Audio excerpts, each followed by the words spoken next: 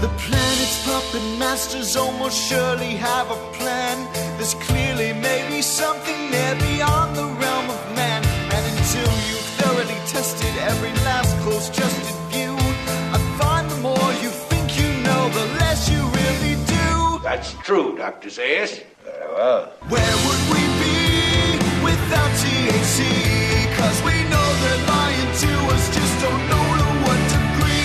Yeah, where would we be without THC? The Higherside Chat Show, Greg Carwood and Company. All right, folks, we know there are many tools used against the masses by the nefarious few atop the power pyramid, and nearly every facet of our reality has been tweaked and twisted to achieve a desired result at our expense. Well, for my money, there are few areas where these manipulations are more apparent than the modern music industry, and when you hold your mental magnifying glass to the last 50 or 60 years of Western music, you'll see mental conditioning, the application of MK Ultra techniques, blood sacrifice, cultural degradation, magic, child abuse, assassination, Manchurian candidates, predictive programming, body doubles, and rituals and symbols that have been used since ancient times, all thinly veiled behind a couple of catchy tunes. It can be a lot to unpack, and lucky for us, today's guest, Mark Devlin, has not only studied and researched this material at length, but he also has a personal connection to the field through his successful career as a UK DJ. He's also a podcaster and the author of a lengthy expose of everything sketchy in the music world entitled Musical Truth, and he's here to talk about it today. Mark Devlin, welcome to THC. Hey, Greg. Great to be on. Thanks for having me. Yeah, man, this is a real pleasure. Thanks for reaching out. This book really does cover all the conspiratorial madness of the music world across multiple genres and time periods, and it goes beyond that into other material about natural law and consent that I was really surprised to see ties in so nicely. But this is great, man. I do like these music and magic shows, and I haven't had a guest who's really in the music industry since Professor Griff, and he's quoted several times in the book, which is awesome. But I'm curious how much of these things you saw personally in your music career as opposed to other subjects that I'm sure just came from the research side of things. Maybe we can start there. Yeah, well, not a whole lot, to be honest, in terms of personal experience of the things that I've written about in the book. Most of it is as the result of research and as the result of looking at the work of other authors and writers, such as Professor Griff and many others. There's a couple of anecdotes that I relate in the book of a couple of kind of dark supernatural experiences that I had, which ties into some of the stuff that I'm talking about regarding Satanism. I had a very, very memorable experience in a Prague hotel room in the Czech Republic once, which was pretty unsettling. And I had another unusual experience at about 3 o'clock in the morning in a radio studio when I reversed a Madonna record, and the resulting recording made me jump out of my skin. So I've related those two stories in there. But the rest of it has just been as a result of delving into this information. And it's about 5 years worth of research since all this stuff first came across my radar. I've been immersing myself in it big time and just trying to consolidate it all and make sense of it all and bring it all together. And that was the aim with the book, to just show how all these different facets fit together, because you can find YouTube videos where people talk about backmasking, subliminal messages hidden in reverse in audio recordings, in Beatles records or Led Zeppelin records or whatever. And then you've got somebody else talking about mind-controlled artists, MK Ultra, monarch programming, and how the likes of Britney Spears and Miley Cyrus may well be victims of this. And then you could have another guy talking about symbolism in a Jay-Z video, and why is Jay-Z throwing up this triangular hand sign? And they're all kind of standalone when you find them online. And although it's fascinating to look into these things, it doesn't explain how it all connects in together and what the motivation is behind any of this stuff being done.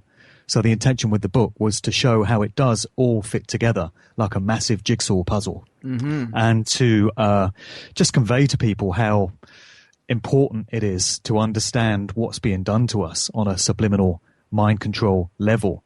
And only when we understand it can we resolve to do something about it. So, yeah, very, very little by way of personal experience, I would say, apart from having been a DJ for the past 25 years.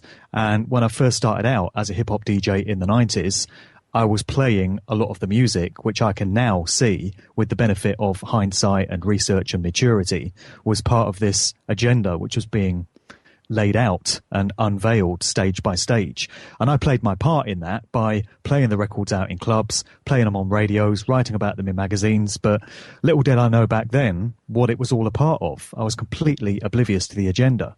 And it's only in recent years that I've come to understand all that.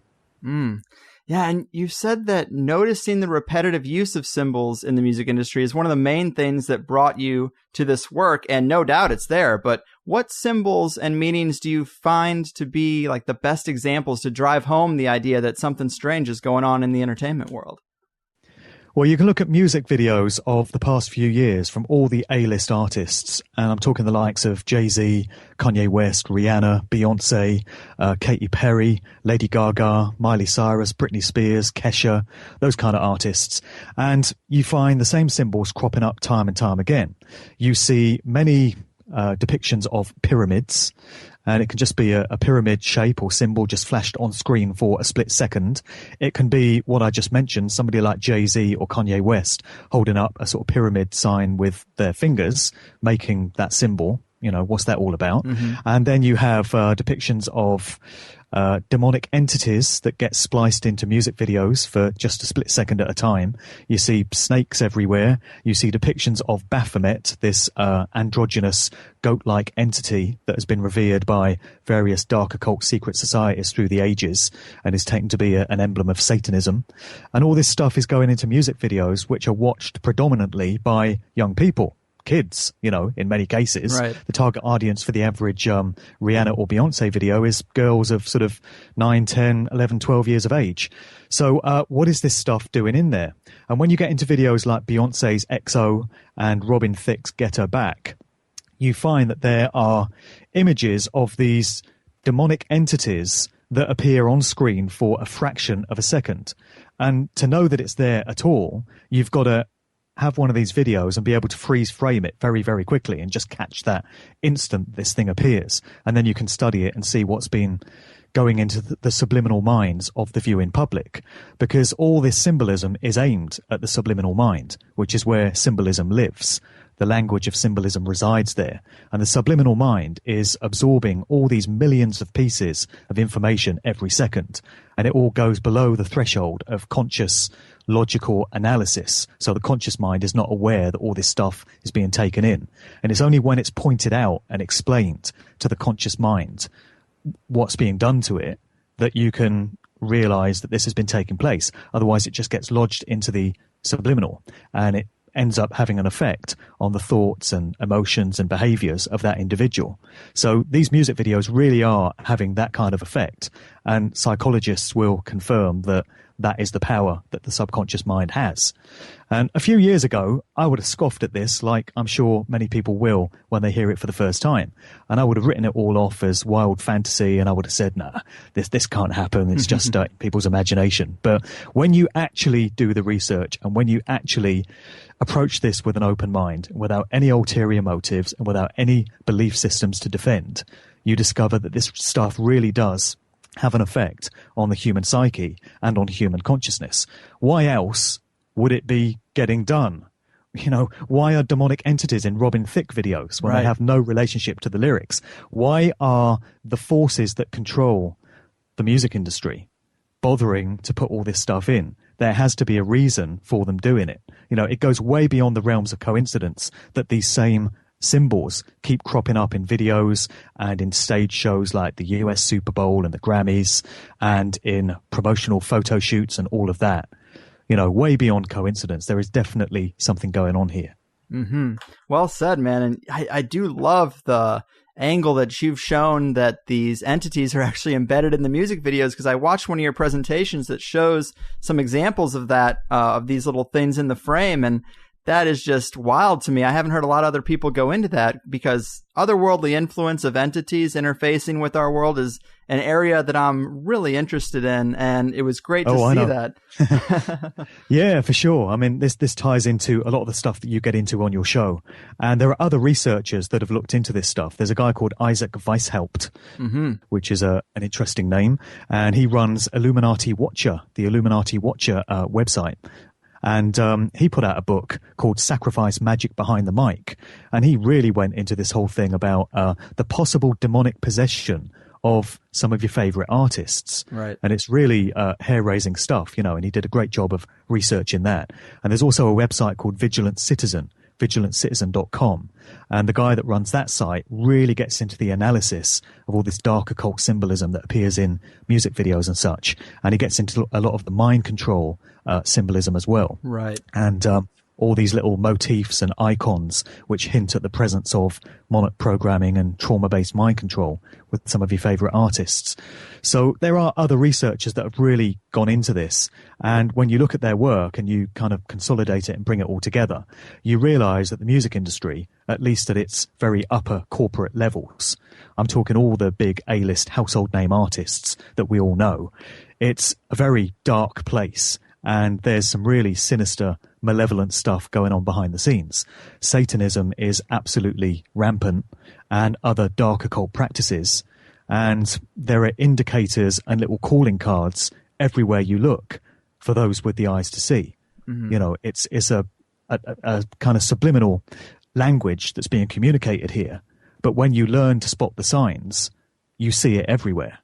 For sure. And it's clearly ramping up. And I know people have always kind of been coming down on music. You know, it's kind of a motif that whatever generation you're in, your parents just don't get the music. You know, people always talk about that. But I mean, it's pretty clear to see that, you know, when I was growing up, we had things like Christina Aguilera and Britney Spears, and people were like, oh, well, Britney Spears has this Hit Me Baby One More Time video, and she's in a schoolgirl uniform in a high school, and this is really sexualizing high school kids, and it's not appropriate. And I mean, I get that, but then you look at today, and you mentioned Robin Thicke. He has that Blurred Lines video with Miley Cyrus. I thought that was pretty risque, but then also, or that performance that he did, and his video is risque too. But the worst of it is the most recent Miley Cyrus video I saw, where she's actually like in a baby crib in a diaper and talking about sex. And I was like, wow, where do we go from here? The fetus talking about sex in the womb? Yeah. It's crazy. Every time you think they've sunken as low as they possibly can in terms of degrading morals, they go and surprise you by taking it even further. And we've seen this continuing over the past few years. They just get down into the dregs of the cesspit ever more in terms of all this stuff. And it's gradually normalizing all of this type of imagery to a new generation, because young people now that are growing up with these kind of videos, the sort of stuff they're seeing, it's normal to them because it's all they've ever known. They don't have any kind of moral compass to gauge how things used to be and to have seen the degeneration happening over a number of years. Mm-hmm. And, you know, it's just conditioning a new generation to entirely accept this stuff. And I'm reminded of when Eminem first came out. And I'm sure a lot of people listening to this will recall when Eminem's first album dropped in 1999, the Slim Shady album. The sort of stuff that was on that at the time was absolutely shocking, because it's the first time that anyone had heard it. He was talking about murder and mutilation and rape and slitting the throat of his baby mother in front of his daughter and taking his daughter out with him to dump the body in a lake and, you know, drug abuse and all kinds of outrageous stuff. And the first time you hear all this, it's absolutely shocking. But by the time you've got to Eminem's second album and you've heard him talking about this stuff on 5 or 6 singles, it becomes, oh, Eminem, he's such a character, isn't he? Here he is again talking about rape and murder and mutilation. What is he like, eh? Oh, he's such a card, you know. And before you know it, that's been normalized. And a few years down the line, people were saying, oh, Eminem, it's really boring. All he ever talks about is rape and torture and murder. You know, It's surprising how you can normalize this stuff if you just keep bashing people over the head with it. And, you know, you mentioned that Miley Cyrus video, and she's also been pictured on stage giving a blowjob to a bloody blow-up doll, an inflatable doll, in a concert that was attended by young girls. And, of course, she was straddling that wrecking ball in the Wrecking Ball video. And then you've got Rihanna making songs like S&M, talking about whips and chains excite me, and Rude Boy, come on, Rude Boy, get it up, and all this sort of thing. And these are all listened to by young kids. And I'm a parent myself. And when you become a parent, particularly when you're the parent of young girls, it really does place it all in a different kind of perspective from a moral point of view. And where 10 or 15 years ago, you might have written it all off as just a bit of fun. You know, when you approach it from that responsible perspective, you realize that this stuff really is not good. It's not a great idea for kids to be exposed to all this stuff. Mm-hmm. And so you think, what are these corporations thinking of putting out this material? How can this be passed and considered acceptable if there isn't some kind of nefarious agenda to corrupt morals and mind control and bring about certain, mind states in an entire generation through this music? And of course, that's exactly what's going on. Right. And let's go back a bit in history and talk about where some of these themes showed up in the old days, because to quote your book, you say, "The dark manipulations of the music business are as old as the industry itself, and early examples of the dubious calling cards evident in the contemporary scene are equally present in its formative years. Mind control, military intelligence, pedophilia, and occult fascination are, it seems, nothing new." Talk to us about the history there. Where do we see these things in the early stages? Well, when I first started researching all this material, I did make the mistake of thinking that it was something that had just happened in recent years. And when I first got alerted to all this, I was studying things like, Jay-Z videos and Britney Spears and stuff like that. And I was going back about 10 years to kind of 2005, 2006. And I tended to think that that was when the agenda started. But the more I delved into it, and you know what it's like when you start doing research, you watch one YouTube video and you get led to another researcher's work, and then that researcher recommends you look at this blog site, and then you look at this person's book. And before you know it, you're just down a very deep rabbit hole, right, and you're absolutely drowning in information. And that's the way it was for me writing this book. And I came to realize that I needed to revise my timescale in terms of how long all this stuff has been going on. And I came to realize it does literally go back to the very first days of the entertainment industry, the corporate music industry, on both sides of the Atlantic. So in the US, that would be pretty much the emergence of Elvis Presley and the rock and roll era going onwards. And going into the 60s, it dovetails into the whole hippie era, the counterculture and anti-establishment scene of the mid to late 60s. And that's where we get into the artists that came out of Laurel Canyon in Los Angeles. And, maybe we could talk about that in a while. And then back in the UK, it would be names like Cliff Richard, who is an individual that's been in the headlines over the last couple of years. I don't know how much folk in the US are up on that, but Cliff Richard has been investigated by police over an alleged assault on a child at a religious Christian rally dating back to 1985 in Sheffield in England. And it also involves the famous evangelist Billy Graham. So there's an ongoing investigation into this, and it's recently expanded, and there are apparently 2 other cases that police are investigating allegedly involving Cliff Richard. And we have to be careful because, of course, nothing's been concluded yet, so it's all alleged. But that casts Cliff Richard in rather a different light to this squeaky clean sort of household name, wonderful Christian singer persona that he's laboured under for many years. And in the early days of the British industry, we have, of course, the Beatles and the Rolling Stones. But there's a fascinating article that I draw attention to in the book that was written by a former British intelligence operative who went by the name of T. Stokes. And he put out this article that was later expanded upon and sort of embellished by a British writer called Chris Spivey. And it details this incredible, amazing, interconnected labyrinth of synchronistic links between some of the prominent musicians in those early days of the British industry. So we're talking the Beatles, the Rolling Stones, we're talking big-time prolific record producers like Brian Epstein for the Beatles, and Joe Meek, and Kit Lambert, Robert Stigwood. And this article shows how there are links going into military intelligence, MI5, MI6, going into high-level political figures, at the very top of the establishment, MPs like Tom Dryburgh, the Tory peer Lord Boothby, who was very heavily linked to Cliff Richard. There are links into the wartime Prime Minister Winston Churchill. There are links to the Kray twins, these notorious East End gangsters that had London in the grip of fear in the 1960s.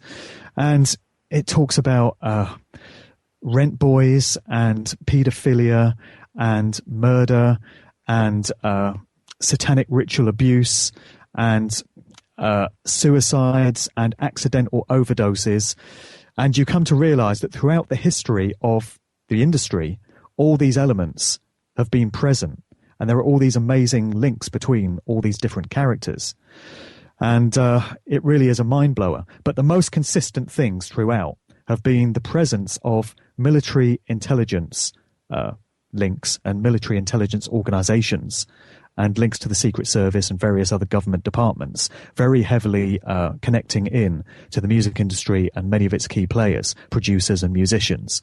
A large number of individuals who identify themselves as Jewish, and I always make the point that it's not anti-Semitic to point out that a very large number of people that identify themselves as Jewish just happen to have been in control of these industries for decades. You know, it's a very large out of proportion number to the amount of Jewish people there are in society generally. Mm-hmm. So I think that's something worth looking into, and a question worth asking is, why would that be? There's paedophilia everywhere and child abuse everywhere, all these very unsettling links. And it's just incredible when you really get into it. And why should any of this stuff be connected to the music industry when it's supposed to be all about having fun, letting your hair down at the weekend, enjoying some leisure time? That's what music is supposed to be. It's not supposed to have any of these dark and malevolent links to it. Right. And so that article that I cite by T. Stokes is a real hair raiser. And I'd certainly recommend anyone that wants to delve into this subject area fully has a look at that and really, you know, allows their mind to be blown. For sure, man. And you mentioned Laurel Canyon, and Dave McGowan was a great researcher in this realm who I never really got to have on before he passed last year. And you did you thanked him in the book, and you talked about his work a great deal too. What did you learn from him? Oh, a whole lot. I had Dave McGowan on my podcast a couple of years ago, and I was very grateful that I got an opportunity to do that because, as you say, he passed away last year on the 22nd of November, incidentally, which is a very interesting date for conspiracy fans, being the anniversary of the Kennedy assassination. Right. But yeah, Dave McGowan's work into the background of many of these artists that emerged out of Laurel Canyon has been absolutely invaluable to researchers in understanding all the links that there have been to military intelligence operations and the music industry. And so McGowan started this web series in 2008, and he later put out a book. He just managed to get the book out not long before he died, actually, Weird Scenes Inside the Canyon. And he details the fact that when you take pretty much every prominent, prolific, influential artist that emerged out of the Laurel Canyon scene in the mid to late 60s, and this would be the hippie movement, so-called, counterculture, that whole scene. Mm-hmm. When you look into the family backgrounds of all these artists, you discover that almost without exception, they all came from a background in military intelligence, in the armed forces, in the Secret Service, or in some other aspect of the government departments, whether it's CIA, FBI, DEA, whatever. The classic example is Jim Morrison, who has always been lauded as this iconic, legendary figure of rebellion that just stood for that whole late 60s scene, the anti-war crowd, you know, the whole tripped out psychedelic scene. Right. Morrison was very much an icon of that. But McGowan revealed that Jim Morrison's father was Admiral George Stephen Morrison, and he just happened to be a US naval commander that was in charge of the fleet of ships that was involved in the Gulf of Tonkin incident, or non-incident, which springboarded America into its long and devastating and bloody Vietnam War and claimed the lives of who knows how many people. And McGowan pointed out to me that you don't find a stranger juxtaposition between father and son than between Jim Morrison and his dad. And he also points out that Frank Zappa, who was another icon of that era and a hero to that hippie generation, his father was involved in chemical weapons research, working out at the Edgewood Arsenal. And Frank Zappa was actually born on that military base. And then he goes into the backgrounds of so many of the other artists from that scene, like the Byrds, the Mamas and the Papas, Crosby, Stills, Nash and Young, Buffalo Springfield, Captain Beefheart. There are links into the Eagles and the Beach Boys, Joni Mitchell, Joan Baez, so many others. And even actors, big Hollywood actors at the time, like Dennis Hopper and Peter Fonda, that came out of Easy Rider. There are military links to their families as well. Even Henry Fonda, when you get down to it, the famous actor. And so even the Hollywood crowd that were running around at that time and were icons in their own right, there are always links back to military intelligence. And McGowan points out that there was no music scene at all in that part of Los Angeles prior to about 1965. And then almost literally overnight, you found recording studios and music clubs just springing up out of nowhere. And there were artists coming from all other parts of the US and Canada and even Britain in some cases, all congregating in Laurel Canyon. And they started this little community. And then before you know it, you've got this massively influential scene, all this music that just really shaped a generation and changed the style of music at the time, that whole folk rock sound. And it absolutely swept that entire generation away. And yet it doesn't seem to have happened in a natural, organic way. When you look at the evidence, it all seems to have been orchestrated and manipulated by unseen forces. And so when you realize that you've got all these family connections back into military intelligence, the obvious conclusion is that that whole scene was an exercise in military-controlled social engineering and mind control. Mm-hmm. And particularly it feeds into the whole LSD scene as well, because you had characters like Timothy Leary and Ken Kesey and his merry pranksters going around in this psychedelic coloured bus all round Haight-Ashbury in San Francisco, distributing free tabs of acid to all the kids that were hanging out there. And Timothy Leary presenting this idea that we can all explore our consciousness and go on this wonderful journey of self-discovery with LSD. So that was all tied into it as well. And then you had this whole thing about the age of Aquarius, this spiritual astrological age, which we were said to be moving into in the late 60s as well, which added an extra kind of spiritual esoteric component to the whole thing. And it just creates an amazing, fascinating scenario in that second half of the 60s, but one which, with the benefit of hindsight and research, we can now see was almost certainly controlled by these forces that have had the industry in its grip for decades.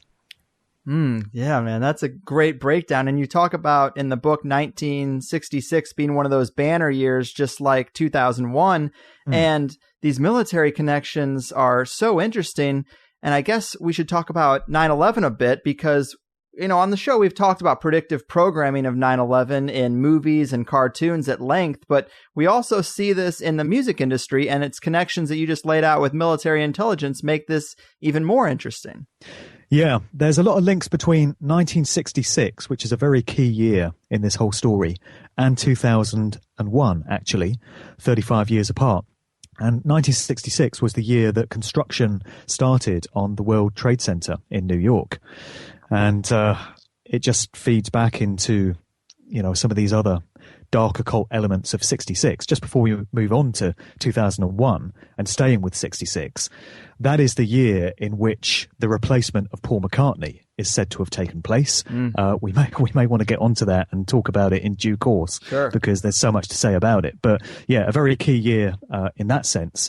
There's a movie by the name of Rosemary's Baby, which was directed by Roman Polanski, who was later convicted of paedophilia, which is nothing unusual in this whole story, you come to realize. Well, the conviction is. The conviction is, yes, but the allegations aren't. Yeah. Right. And so Roman Polanski is tied into this whole kind of LA psychedelic era scene by way of the fact that he was married to Sharon Tate, who was one of the victims of the Manson family murders in that notorious incident in August 1969. As I say, the synchronistic links everywhere, Greg, and it just blows your mind because you come to think that this all goes beyond the realms of human planning. And it's like there are forces in the universe that are kind of causing all these things to link together and sync together as they do. It's just amazing. Mm-hmm. So Rosemary's Baby was a movie which was presented as fiction. It was based on a novel by Ira Levin. And it was the story of this wannabe actor, this kind of struggling actor in New York that wanted to make it big but was having a hard time achieving it. And he had his young wife, Rosemary, played by Mia Farrow. And this guy falls in unwittingly with a group of Satanists operating out of this apartment block in New York where he lives with his wife. And it just happens to be the Dakota building outside which John Lennon was assassinated years later in December 1980. That's where this movie was based. And so he falls in with this bunch of Satanists. And the striking thing about the Satanists is that they're not obviously that on the surface. There's this old couple that masquerade as, you know, these dear, sweet old people, his neighbours. And then you've got a friend of theirs that just looks like this, you know, middle-aged, ordinary woman. And then you've got a doctor that seems to be a highly respectable physician on the surface. And you come to realise that they're all practising Satanists and they keep their true nature well hidden beneath the surface. And I would suggest that there's a lot of truth to this movie. And far from being a work of fiction, Roman Polanski was actually presenting a depiction of what really goes on in society, where you've got these seemingly innocent covers and glossy surface veneers. But when you get beneath them, you discover the terrible, devastating truth of what these people are really all about. An interesting thing about Rosemary's Baby is that it was released in 1968, but it was set in 1966. And you see a calendar on the wall in one scene. And it shows 1966, and the lead Satanist character describes 66 as year one. You know, it all starts in 1966. Then you discover that Anton LaVey and the Church of Satan was very much connected to 1966 as well. That was the year that was established. And you got all these connections back to 66. So then that goes forward to 2001, 35 years later, as I said, because you had the foundations of the World Trade Center set in 66. And I should just mention, before we get into the Paul McCartney stuff, the date that is given for this apparent replacement of McCartney is described as 9/11 in 1966. And it depends which side of the Atlantic you're on as to how that date turns out, because the American way of expressing 9/11 is, of course, September the 11th. But over here in the UK, 9/11 is the 9th of the 11th, so it's the 9th of November. But either way, you've got the 9/11 there connected with 66. And then when you go forward to 2001, you get the events of September 11th, which we're all familiar with. One other thing to mention about 66, taking it back, is that you had another amazing, iconic movie that ties into this whole story, and that was 2001, A Space Odyssey, coming from Stanley Kubrick and written in conjunction with Arthur C. Clarke. And this movie was released in 68, but production started on it in 66. And isn't it interesting that the year chosen as a depiction of the future in this story concocted by Kubrick and Arthur C. Clarke, of all the years they could have chosen, was 2001. And we've heard from so many other researchers that Kubrick was a big-time insider that had a lot of knowledge of what the master plan was of the controllers and the elites that are pulling the strings behind the scenes in this world. So it's not beyond the realms of possibility that Kubrick could have had foreknowledge of what was to come in 2001, I would suggest. And of course, we all know what did happen, the events of 9/11. But the incredible thing about that is that when you get into the research, you come to realize that there were hundreds, literally hundreds, of depictions of the events which would happen on the 11th of September 2001, encoded into movies, TV shows, and music videos and record sleeves in the years leading up to 2001. So we're talking the 1980s and the 1990s were absolutely replete with all these representations of various aspects of 9/11. There's videos you can look at on YouTube which lay all this stuff out, and they go into Independence Day and the Terminator movies and Die Hard movies and The Simpsons even. And when it comes to the music industry, there's a record sleeve, which I always show in my public talks, And in the early days when I used to show it, you could actually hear the gasp of the audience when you put the final image up on screen and they realize what's going on. And it's an album by the British group Supertramp, and it's called Breakfast in America. And it was released in 1979. And the sleeve image to the album has a scene looking out from an airplane window coming in over the Manhattan skyline. So you can see New York Harbor. And you've got the Statue of Liberty, which is presented as this waitress, serving breakfast. And you've got the word Supertramp emblazoned across the Manhattan skyline. And, of course, the Twin Towers are still there in 1979. And somebody worked out, not sure how, but when you do an inversion of this image and you create a mirror version of it, you flip it round in reverse, where the letters of Supertramp appear above the two World Trade Center towers, you've now got a 9 and an 11 directly above the two towers. And bear in mind that this is a scene from an aeroplane window coming in over New York. This is a very chilling premonition of what was to happen in 2001, way back in 1979. And, is that a coincidence? Is that just one of those things? Is that the universe synchronistically communicating something? Or was there foreknowledge of what was going to happen? We're into the realms of predictive programming now, which I'm sure many of your listeners will be familiar with.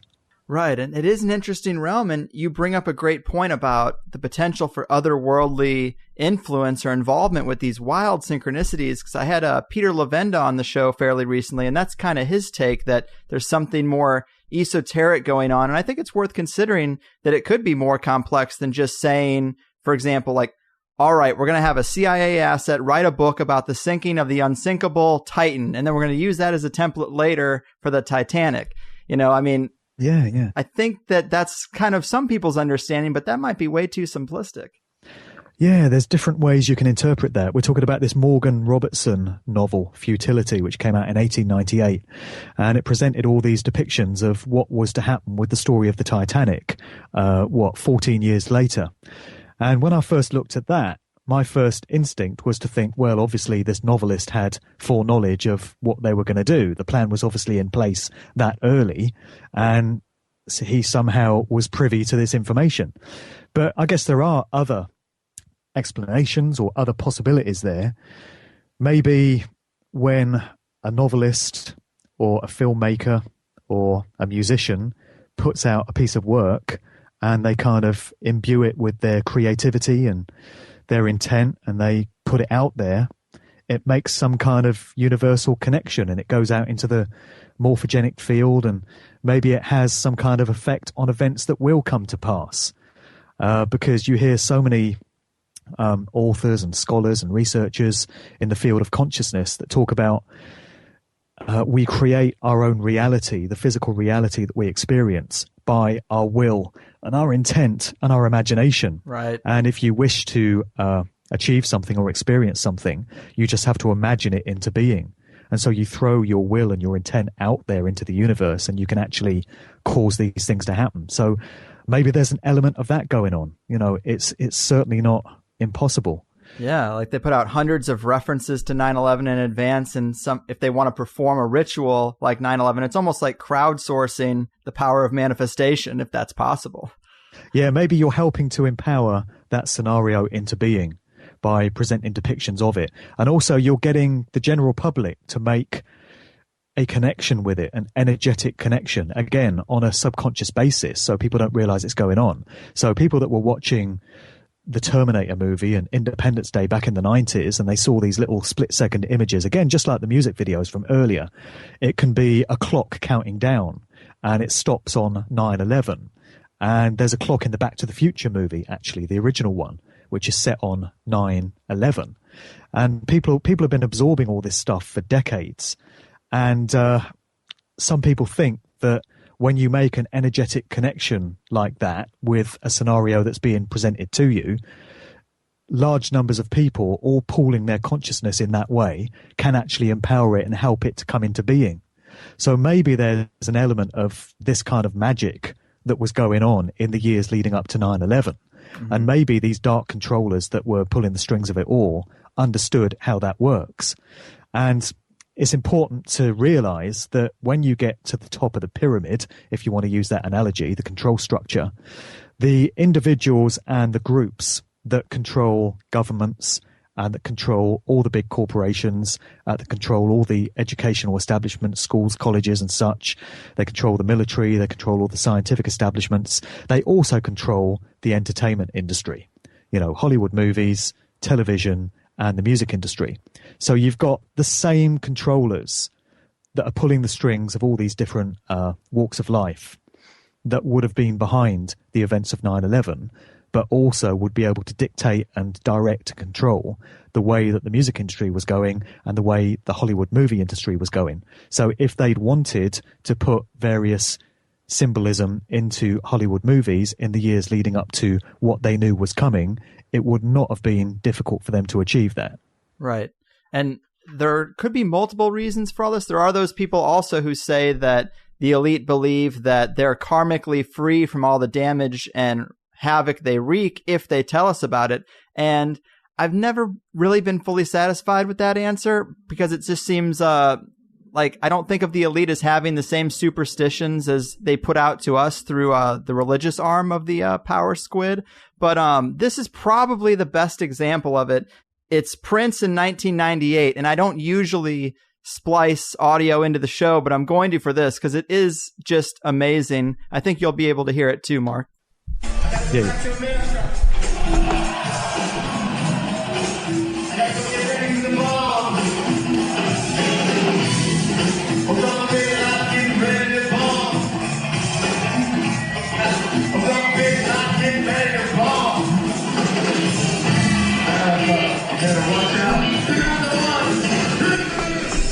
"2001 hit me." I mean, there you go. That's clear that he had knowledge of that event before it happened. And that was 1998. That concert was 98. So why would he feel the need to say 2001 hit me at the end? Because a lot of people wanted to write that off by saying that in 1998, Osama bin Laden was already public enemy number one in the US because he'd had the Oklahoma City bombing pinned on him. So Prince could have been making a reference to that. But, you know, the real clincher is when he says at the end, 2001 hit me. Right. And another thing that points to knowledge of that event is Dr. Dre's album, released in 99.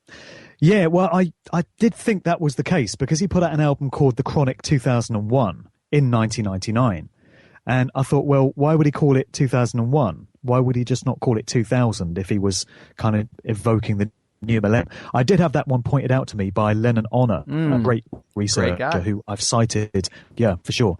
And Lennon pointed out to me that, I forget the exact details, but there was some kind of stitch up that was done towards Dr. Dre by Suge Knight, that nice man from Death Row Records. And, you know, they had a major falling out. And Suge Knight managed to get hold of the rights to put out a collection of recordings. And he was able to call it The Chronic 2000, or he was able to make some reference to 2000. And so Dre had to take it on 1 year, and he had to call his album 2001 to avoid any kind of legal clash with that particular registered name. It was something along those lines that was explained to me anyway. But, you know, even if you write off that one, there are many other advanced references to 2001, as I mentioned earlier. And just picking up on what you were saying a short while ago about the elites feeling that they can cheat karmic consequence by letting us know what they're doing in advance. This is a very key thing. And really, when you get to the end of my book and you read the last two chapters, you realize that it's the central message that I'm putting across, really, having spent the rest of the book talking about the nuts and bolts, techniques and tactics that are used. The most important message in the book resides in the last couple of chapters, where I talk about what we can do about it and why it was all being done to us in the first place. It's all about consent. It's all about having our free will consciousness hijacked, which is a gift that we have from the creative source behind the universe. As humans, we all have this gift of free will consciousness and the ability to make decisions for ourselves in terms of whether we consent to a situation or not. And it ties into natural law. And this is called many other names. It's known by many other descriptions. It's called universal law, karmic law, the law of cause and effect, consequentialism. It's had many different names through the ages. And it's the central spiritual core of all the major world religions as well. Before all the dogma and all the rules and regulations were added to make the various holy books of these different religions, what lies at the very core of it all is this spiritual truth that is natural law. And the central tenet of natural law, which is set into place by the creative force behind the universe, so it supersedes any law that's been written by any man through the ages. The central tenet is basically, it could be summed up in 3 words: do no harm. Do not cause harm to others. Or you can expand it to do not treat others in a way you would not wish to be treated yourself. And this is the law of morality that we're all required to live by in creation. And if everyone were to observe that law, then all the things that we see manifesting in the world today, all the violence and the chaos and the mayhem and the injustice and the suffering, would simply not be there. But unfortunately, humanity has been manipulated to forget this great spiritual truth, or just not understand it and not apply it to their lives. And that's why we're seeing all the stuff play out that we do. And I believe that the dark elite controllers understand the way natural law works only too well. But they hate it. They hate the fact that they're bound by it in the same way that the rest of us are. When we're talking about these elite controllers, as you'll know, Greg, we're talking about psychopaths. Right. And we're talking about mentally ill individuals who are steeped in dark occult practices and Satanism, and they've had large parts of their humanity removed. The compassion has gone. The empathy has gone.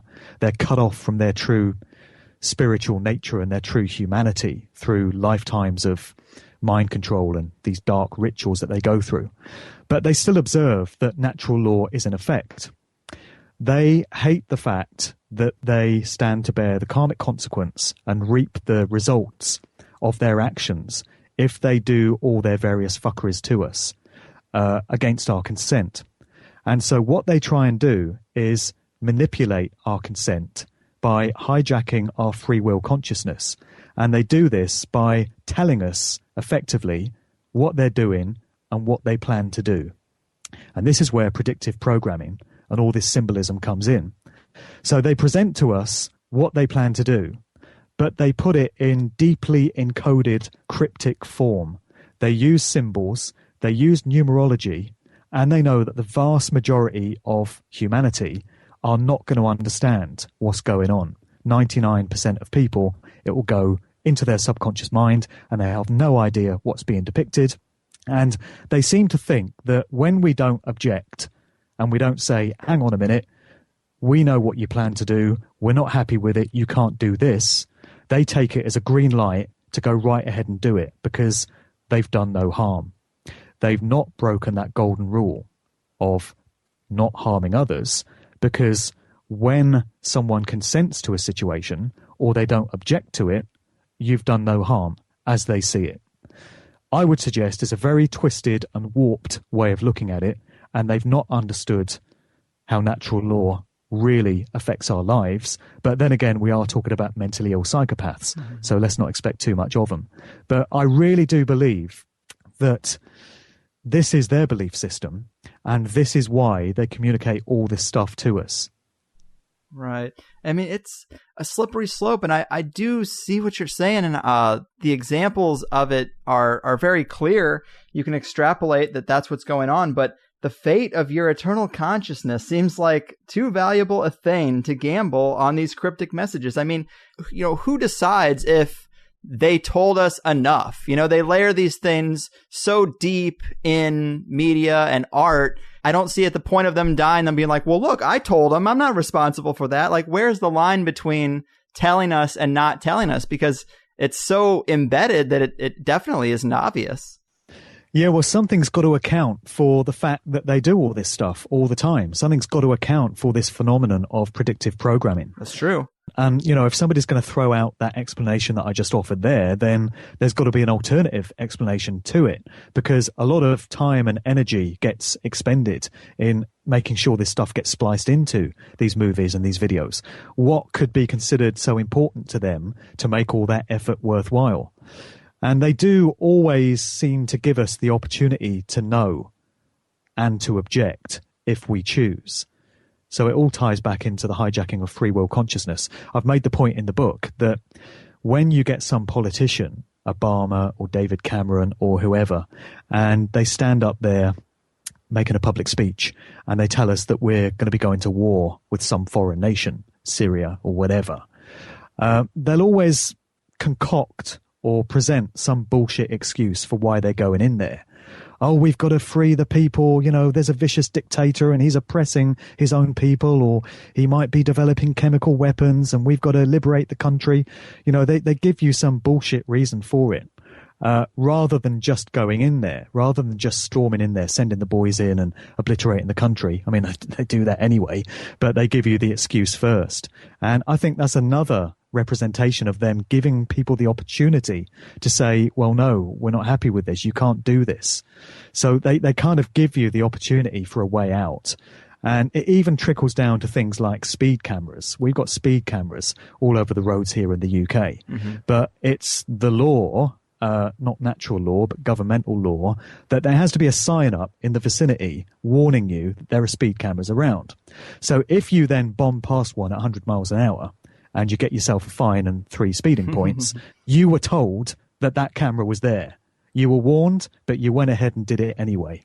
And when you get on a bus here, there's CCTV recordings happening on buses now and in public buildings, but there's always a sign up telling you that you could be filmed if you get on this bus. And so by getting on the bus, you're consenting to them filming you. You're giving away your free will consciousness in that way, or you're agreeing to it at least. And I think these are all representations of the same concept. They're letting you know what they're doing. You could argue that they're not being clear about it, that they're being deceptive about it, but there's still the opportunity to know. Another example in the book, I talk about vaccines. I'm sure we all understand that vaccines are very dangerous to human health, right, and they've got some very toxic, nasty things in them. And they're hidden behind all these big chemical names. You know, they have like 4 or 5 syllables, and most people have no idea what these things are, thimerosal and whatever else.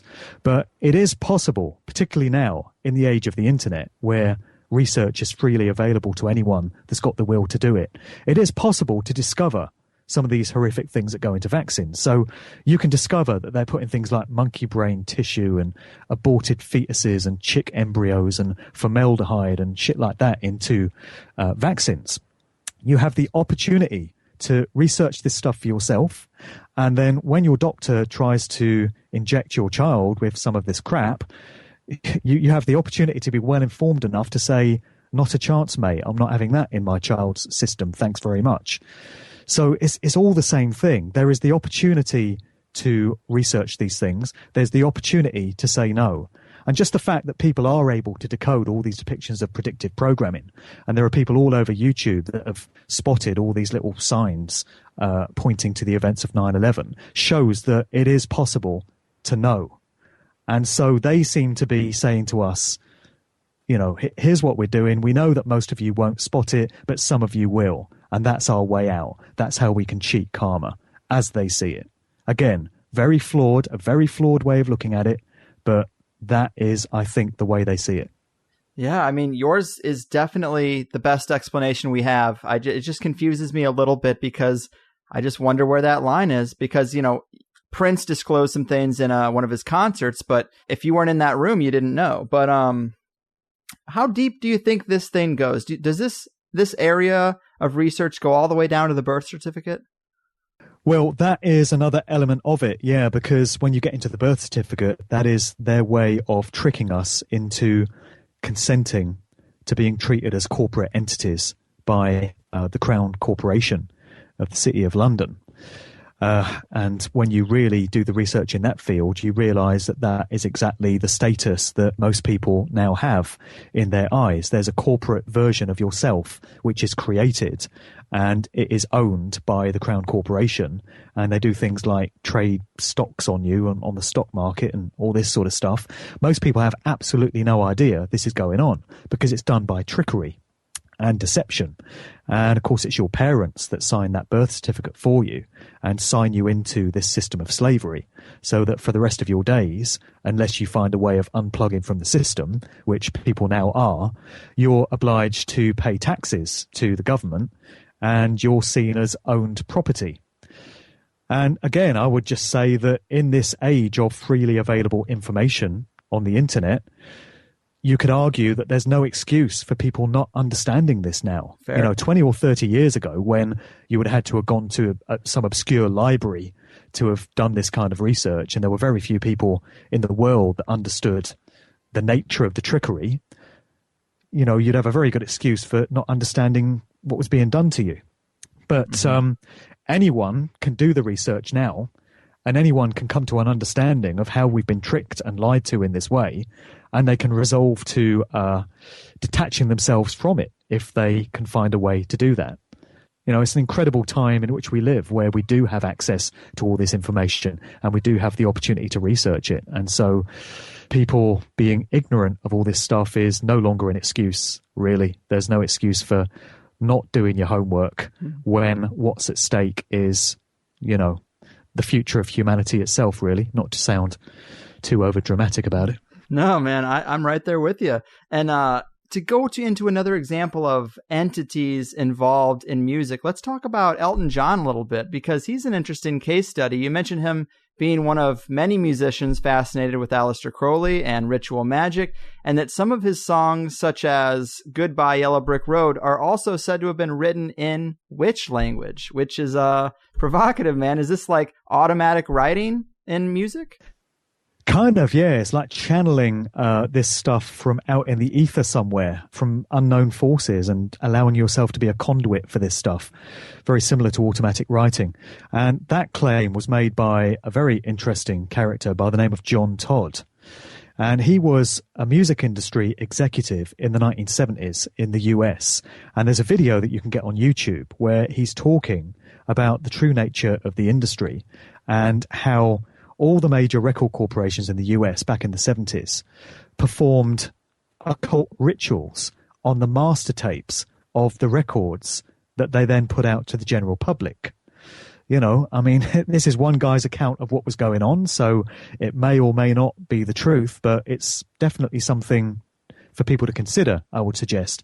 And he talks in this video of meeting David Crosby. He tells this anecdote of meeting David Crosby of Crosby, Stills, Nash & Young a few years after he, John Todd, had left the industry.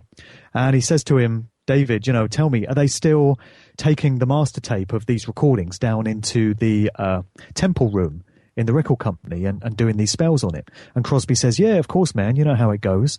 And the story is that they would bring in a coven of witches and they would put the master tape of this recording onto an altar in this temple room that all the major record corporations had in their HQs.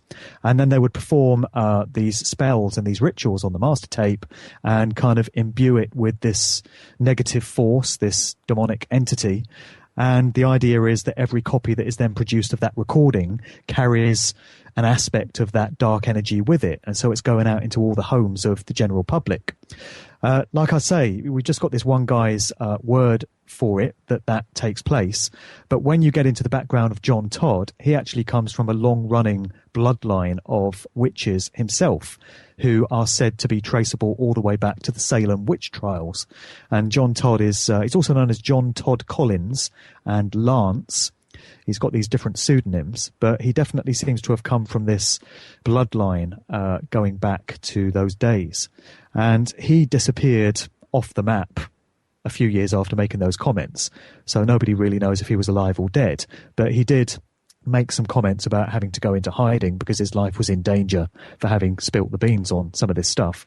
And he specifically spoke about Elton John. And he said that many of the records that you hear all over the radio, and it's no accident that certain tunes are heard on radio stations decade after decade.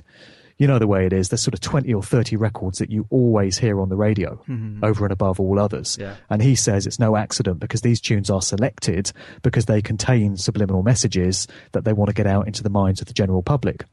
And he says that many of these songs were written in which language, and the lyrics seem to make no sense on the surface of it. But if you're someone that is steeped in this dark occultic activity and you come from these satanic secret societies, you understand what these lyrics mean. And he cites some Elton John records as being examples of this. And another artist that often gets quoted in the same breath is David Bowie, because a lot of his early tunes, when you look at the lyrics, they seem to be absolute nonsense, but it's said to be a form of witch language by those that understand how to interpret it. Right. So Elton John is one of many that's been fascinated and infatuated with the works of Aleister Crowley. And when I was talking earlier about all these elements that crop up time and time again in the story of the music industry in the UK and the US, we shouldn't forget our old mate Aleister Crowley, because he's bloody everywhere. He's like a rock star in his own right. In fact, if you did a word count on the name that crops up more than any other in my book, it's probably Aleister Crowley. You know, you've had Jimmy Page of Led Zeppelin was fascinated with him. He brought his house, Boleskine House, on the shores of Loch Ness famously and lived there for 20 years. David Bowie was infatuated with Aleister Crowley and immortalised him in a couple of his tunes. Ozzy Osbourne made the record Mr. Crowley.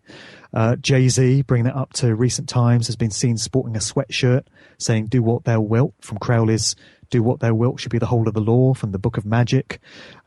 Elton John was into him big time. There are connections to the Beatles and very much to the Rolling Stones with Crowley. So he's had a big effect on a great number of artists through the ages. Elton John is just one of many.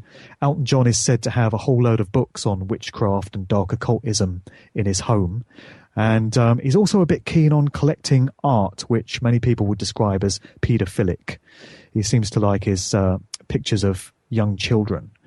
And there's a writer called Chris Spivey in the UK, who I mentioned earlier as well. And he put out an article a couple of years ago talking about the fact that Elton John and his partner, David Furnish, were allowed to adopt 2 baby boys and raise them in their house, in which they have all this dark occult material and all this witchcraft art and paedophilic art and all this stuff. And Spivey says, you know, can you imagine if a regular couple, a regular working class couple, tried to adopt 2 baby boys and social services did a quick background check on their home? Do you honestly think anyone else would be allowed to adopt 2 baby boys into that kind of home environment if they weren't celebrities? Right. And we get into something else here. Elton John is a Sir, and there are a great many key players in this story who just happen to be Sirs, knighted by the Queen. And the revelations that have come out of the UK in recent years about Jimmy Savile, the notorious BBC DJ and television presenter, who was exposed a few years ago as a serial paedophile, child rapist, and probably murderer and necrophiliac, and certainly a Satanist, worked for the BBC for 50 years, was knighted by the Queen twice. And this started a slew of outings of various celebrities, public figures, and politicians who were exposed subsequently as paedophiles and child rapists. And in almost all the cases, they are Sirs, or they've got an OBE or an MBE or some other form of knighthood from the Queen. So what is that? Is that a coincidence? This is just a really bad judge of character? Do MI5 keep screwing up in their background checks and they just happen to miss all this information? Or is there something more to know here? Oh, yeah. I definitely think knighthood is a reward for serving the masters. I've been skeptical of that for a while, but man, so much material you just laid out there. And in terms of the automatic writing and conjuring lyrics, I mean, my ears perked up recently because I was reading about the whole Kesha saga and her latest hearings, because she was saying that, of course, she was raped and sexually assaulted, but then she also says she was forced to use lyrics she didn't want to use. And I thought, what's that about, you know? Yeah, Kesha's is an incredible story. She's recently seemingly broken free from a working relationship with this very dark character by the name of Dr. Luke. Lucas Gottfield is his real name, and he's been a big-time producer for many A-list artists over the years. He's worked with Kesha and I think Britney Spears and probably Christina Aguilera, Katy Perry, Taylor Swift, people like that, all the big names. And for many years, he was closely associated with Kesha, and he was said to be her manager. But when you get into the realms of mind control, trauma-based mind control, which is absolutely rampant throughout the entertainment industry, and maybe we should talk about that in a while to avoid getting too bogged down with it here, but you have handlers when you get into the realms of mind control, who are the individuals assigned with overseeing the victim and keeping a close eye on them, keeping them at close quarters, so that they can be observed and their behavior can be monitored. And there are many who think that Dr. Luke was actually a kind of mind control handler for Kesha and was very much more than just her manager. So then Kesha came out a couple of years ago with these outrageous claims that Dr. Luke had basically made her life a hell, and that he'd raped her on several occasions, and that he'd mentally abused her, psychologically abused her. And she just painted a picture of this guy as an absolute demon, you know, controlling every aspect of her life. Mm-hmm. And I think this is a very damning expose of what really goes on behind the scenes with many of these key artists. It's very reminiscent of the situation with Britney Spears from a few years ago, with this guy by the name of Sam Lutfi, who was the manager of her for a time. And there was a legal case there which went to court between the Spears family and this Sam Lutfi character. And they were all arguing over the rights to Britney's publishing, you know, her royalties and all of that. So there's a big financial aspect to it as well. But there were also things emerging in that legal case which hinted at the presence of a mind control handler relationship there between Sam Lutfi and Britney Spears. So it's something that we've seen a few times through the industry. Mariah Carey, who would also appear to be another victim of monarch programming, was married for a time to Tommy Mottola, who was the one-time CEO of Sony Music, and he was a musician himself back in the day. But that seems to have been a very unconventional and abusive relationship, and naturally it didn't last too long. And Michael Jackson had a few things to say about Tommy Mottola when he was still connected to the Sony Corporation. He branded Sony evil, and he called Tommy Mottola the devil. At a public Al Sharpton rally where he stood up and started ranting and raving about the nature of the industry. So you got some examples there of what appear to be handler-victim relationships. And Kesha claims that there was this song, Die Young. And it's a very interesting song to get into, particularly the video, because going back to what I was saying earlier about symbolism that goes into videos, the video to Die Young, which you can probably still get on YouTube, is like an A to Z manual of Illuminati symbolism. You got everything in there. You got all-seeing eyes, you got pyramids, Baphomets, inverted upside down crosses, all flashed on the screen in a fraction of a second, of course. So it's straight into that subliminal mind. And the song was completely retarded and depraved in the lyrical content, because the basis of it was, hey kids, let's all go out and get wasted and party and, you know, have sex with whoever and not worry about it, because life is short and pointless anyway, and we're all going to die young as it is. That was the basic sentiments of the song. Uplifting. Yeah, that's the message that went out to young people from that particular song. And then you got all the satanic stuff going on in the video. And then this song was released shortly before the events or non-events of Sandy Hook in 2012, where we're told this school load of kids got shot up, and I think we probably all know that it didn't happen the way we were told it did. That's a whole different subject area in itself, but it was quite clearly a hoax event using crisis actors. That's pretty much been proven beyond doubt. But nevertheless, as far as the official narrative went, and as far as the mainstream version of it went, all these kids are supposed to have been shot up in this school. And it was then considered in very poor taste for there to be this record on the radio and on MTV called Die Young.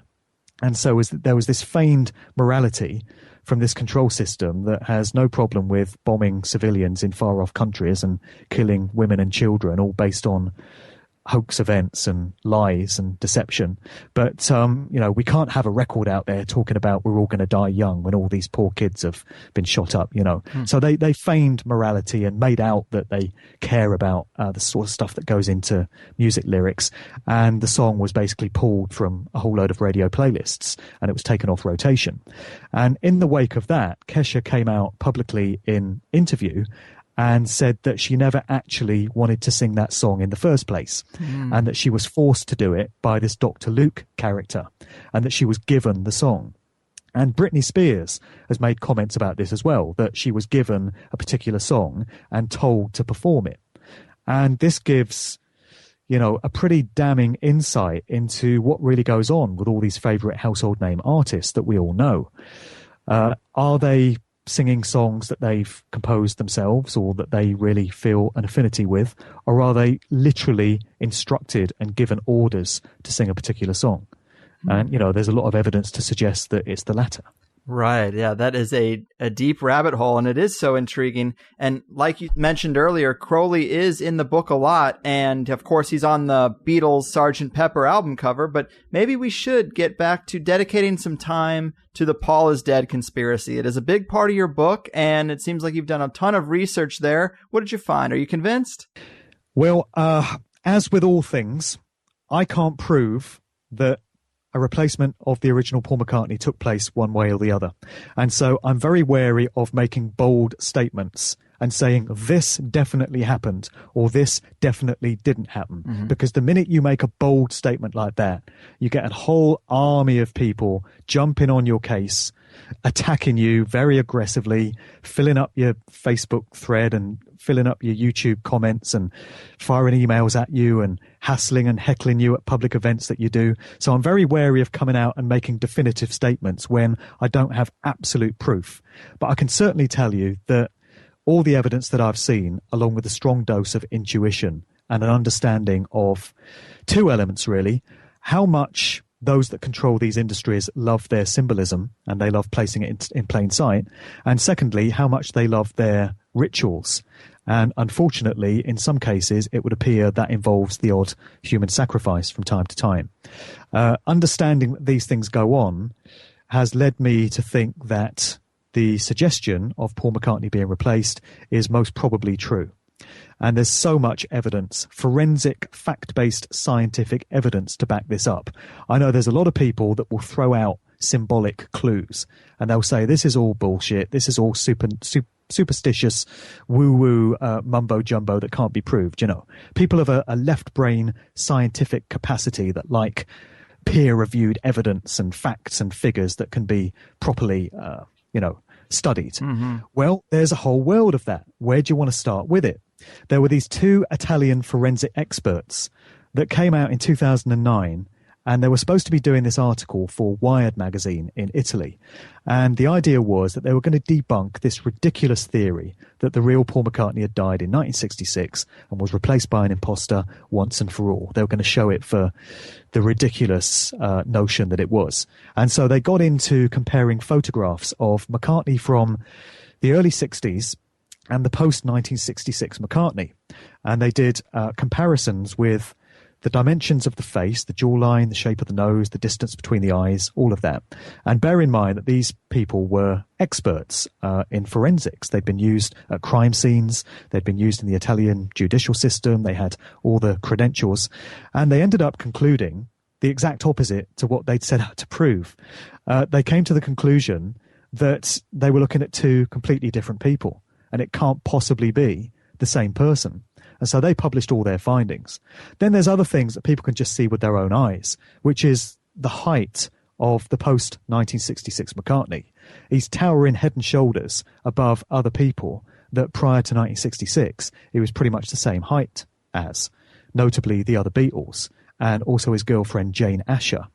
And this raises the interesting theory that Jane Asher went out with both the original, real Paul McCartney and the individual that was brought in to replace him. So the official sort of conspiracy theory version of events is that the real Paul McCartney was involved in a tragic road accident in 1966. And again, the date is given as either September 11th or the 9th of November. It's those depictions of 9/11 all over again, 66. And he's supposed to have sped off in his sports car and been involved in this terrible accident. Nobody could have foreseen it. Brian Epstein and the other Beatles panicked and thought, my God, what are we going to do? We can't let the public know that Paul's dead. We've got to bring in a replacement very quickly and pass him off as Paul McCartney and hope that nobody notices. And so the idea is that they're able to find this character who is said to have been the winner of a Paul McCartney lookalike contest sometime earlier. And he just happened to have the correct musical skill and talent. And he happened to look enough like McCartney, probably after a bit of plastic surgery and a bit of tweaking here and there, to be able to be passed off as the real thing. That's one version of what happened.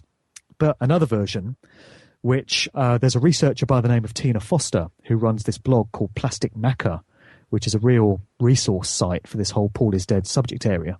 She's of the view that for whatever reason, the real Paul McCartney was taken out deliberately.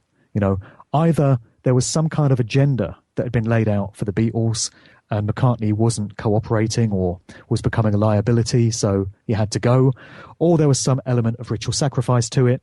But either way, he was offed, and this would have given some time to prepare the double and get him ready to step into his shoes and assume the role.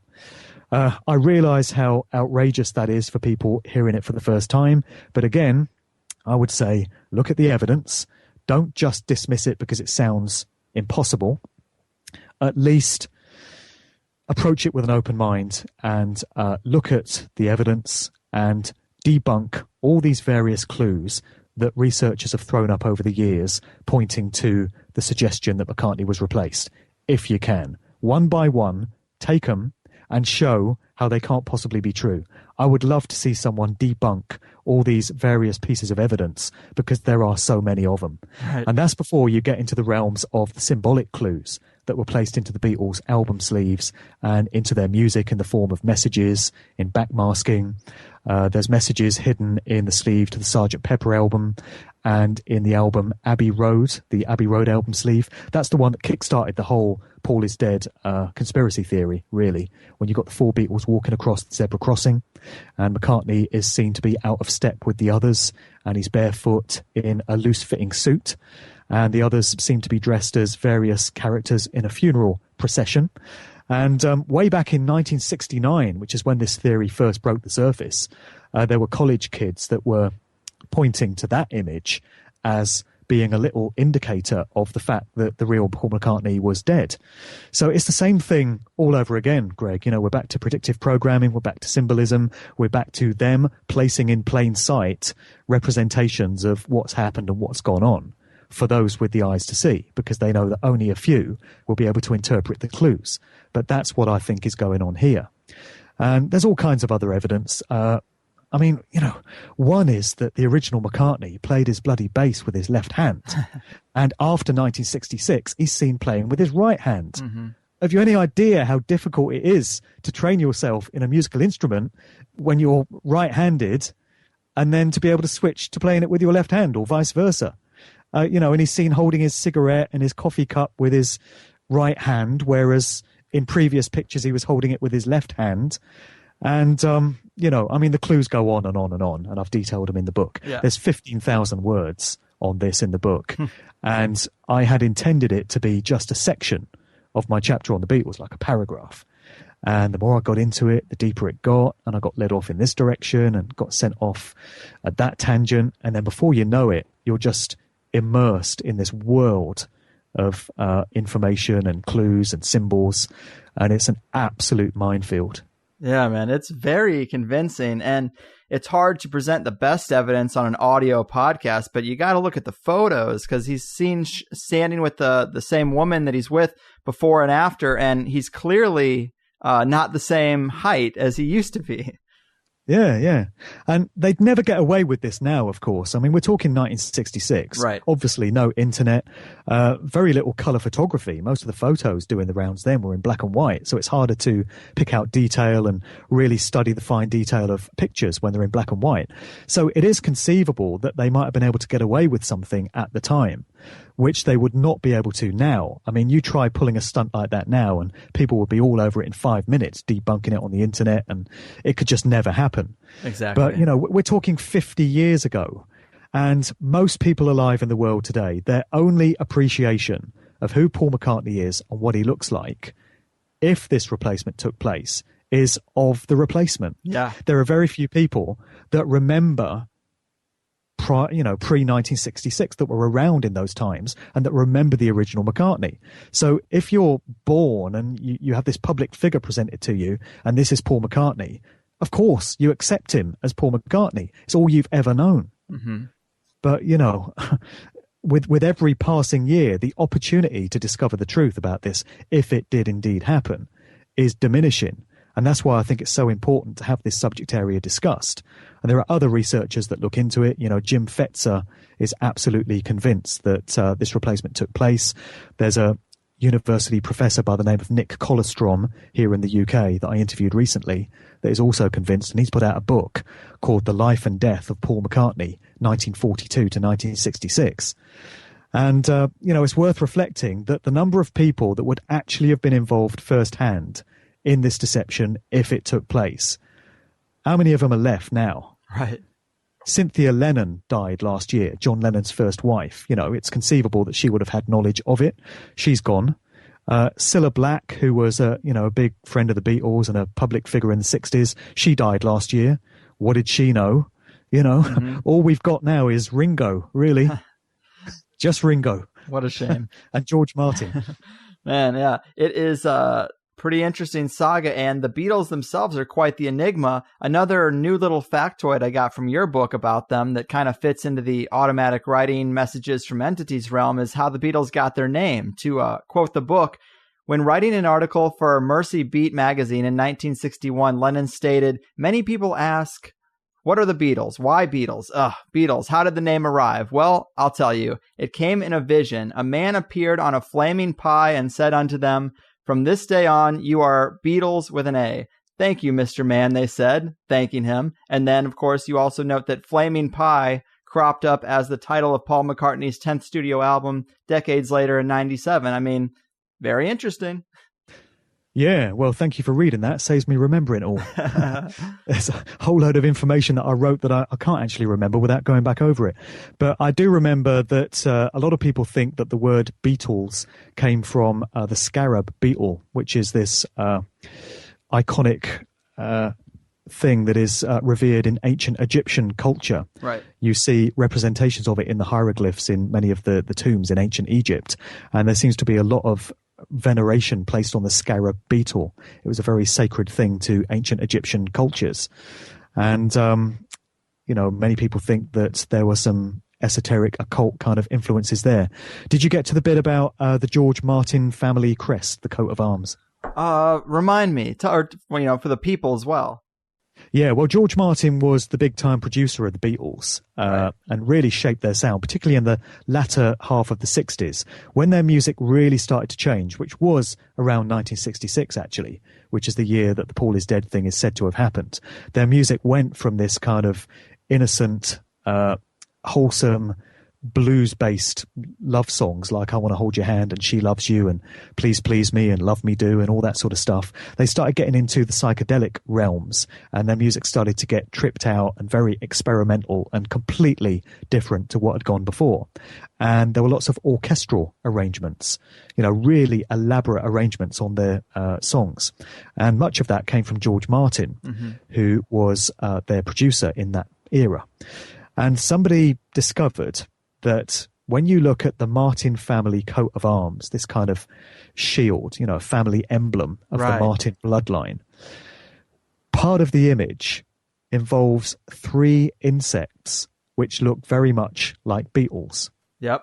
And there's another one that appears to have been squashed by tire tracks. Oh, yeah. And, right in the middle.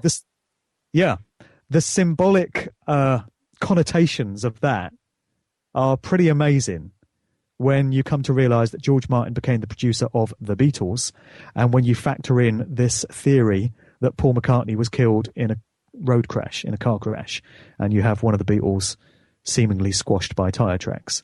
just an interesting little piece of symbolism to throw into the mix there. Yeah, man, that is intense. And I also hoped you could talk to us a little bit about your Rolling Stones chapter, because it's very interesting, and I haven't had any guests that really get into them very much, but there seems to be plenty of strange stuff there to talk about, right? Well, there is. The Rolling Stones' career has been absolutely steeped in dark occult and Satanism. And they were very much marketed as the kind of antithesis to the Beatles when they first emerged in the 60s. Another thing to say about the Beatles is that many people are of the view that they were a creation of the Tavistock Institute of Human Relations in London, which is this think tank organisation that's all about mass mind control and social engineering and such, and is tied into the Frankfurt School in Germany. And there was a character that came out of that institution by the name of Theodore Adorno. There was a British former intelligence operative, similar to T. Stokes. This guy was by the name of John Coleman, who came out he wrote the book, The Committee of 300, actually. And he came out with the claim that the Beatles were a project of the Tavistock Institute. And not only that, but that this guy, Theo Adorno, out of the Frankfurt School, was actually responsible for writing many of the Beatles' lyrics. And that, in fact, they weren't this group that just emerged organically out of Liverpool. It wasn't just these four lads that kept their heads down and composed a few nice songs and worked really hard and made it big against all the odds, but that they were manipulated and directed into place. And they were always intended to be exactly what they became, which was the most successful pop group on the surface of the earth. It was not left to chance. They wouldn't allow a group to become that successful without them being absolutely controlled. Right. So that's another interesting aspect to the Beatles. But when the Stones came out, at the time, the Beatles were making these innocent sort of love songs that I mentioned earlier. And the Stones were very much marketed as the rougher, kind of more dangerous version of the Beatles, more loutish, Mm-hmm. And there was this guy called Andrew Loog Oldham, who worked as the Rolling Stones manager and publicist for a while when they first came out. And he'd previously worked with the Beatles. So he leapt from the Beatles over to the Rolling Stones, and he is credited with having manufactured that loutish, dangerous kind of image that the Stones had. And he invented the phrase, "Would you let your daughter go out with a Rolling Stone?" as a way of enhancing that image of theirs, Andrew Loog Oldham, when you get into his family background, came from a military family. His father was an Air Force officer that was actually killed before he was born. But you have another link into military intelligence there. You have another one in the fact that Brian Jones, who was the founding member of the Rolling Stones before Keith Richards and Mick Jagger came along, his father was one of the founding members behind GCHQ, General Communications Headquarters. It's the UK's version of the NSA. It's all about spying and surveillance on behalf of the government. And this grew up out of Cheltenham. Brian Jones was born in Cheltenham, and his father was involved in the setting up of GCHQ in Cheltenham, which still survives to this day. So there's another interesting military intelligence link to the industry. I'll just throw in another one while we're on the subject. Cliff Richard's father worked for Thorn EMI. And Thorn EMI, besides being a record company and an electronics manufacturer, was also involved in the manufacture of weapons used in overseas wars. It was commissioned by the government to produce various weapons systems. So you have another link there with Cliff Richard's dad. But yeah, back to the Stones before I get lost. Dark occult elements of the Rolling Stones. They were there from the start. You had the mysterious death of Brian Jones. One thing which has characterized the Rolling Stones through the ages is sudden death, right, which has seemed to follow them around like a kind of spectre. So you had Brian Jones, the founder member, that turned up dead, floating face down in the swimming pool of his country house in Sussex on the 3rd of July 1969 in very strange and mysterious circumstances. Loads of anomalies and discrepancies surrounding the official version of his death and the coroner's report and all that. Very interesting that exactly 2 years later, on the 3rd of July 1971, that's the date that we're given for Jim Morrison turning up dead in a bathtub in his Paris apartment. Damn. So exactly 2 years after Brian Jones. They were both 27, incidentally, which is where we get to the 27 Club. And the fact that so many prominent musicians that have died in strange circumstances just happen to have been 27. So there's the Brian Jones thing. Then you have the fact that the Rolling Stones were fascinated with Aleister Crowley and his various workings through the occult secret societies that he was a part of.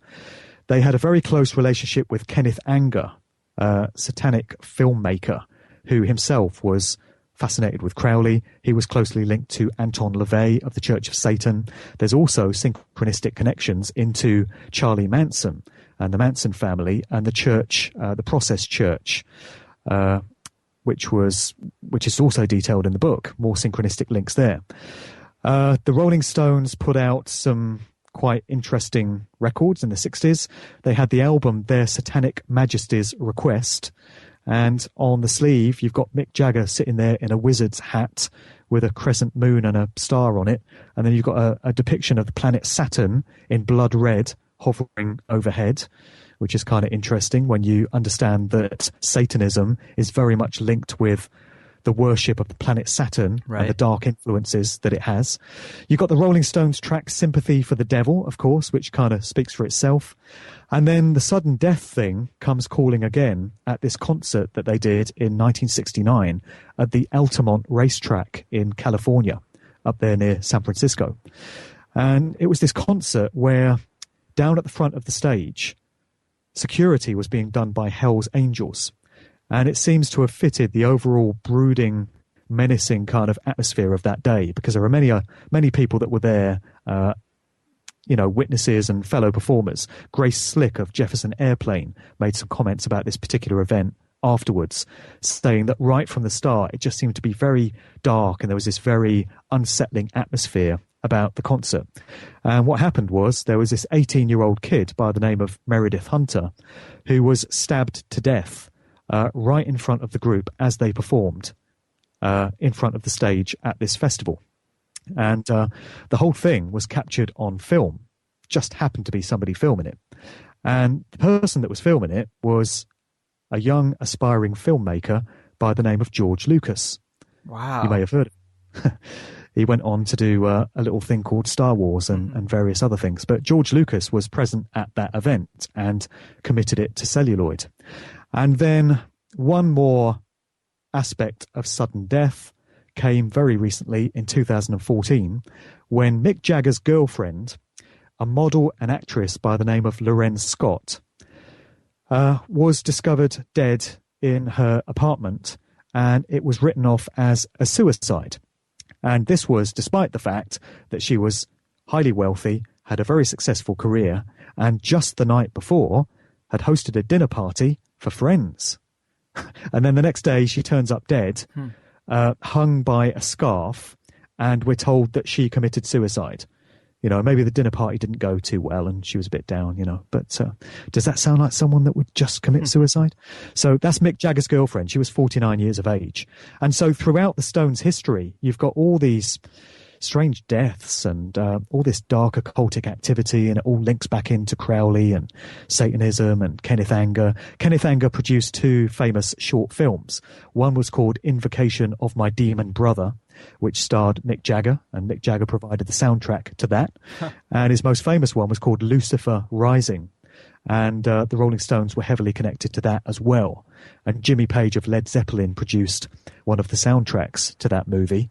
The other soundtrack, the one that was actually used, was produced by a guy by the name of Bobby Beausoleil, who was one of the disciples of Charles Manson. And he was convicted of the murder and torture of a music teacher called Gary Hinman. And Beausoleil composed the soundtrack to Lucifer Rising from inside his jail cell. So, there's some more links to Manson back there. And like I say, it's just a labyrinth of all these interconnected threads. It's just incredible. It is, man. And I'm so impressed with your recall for this kind of thing, because it is a tangled web for sure.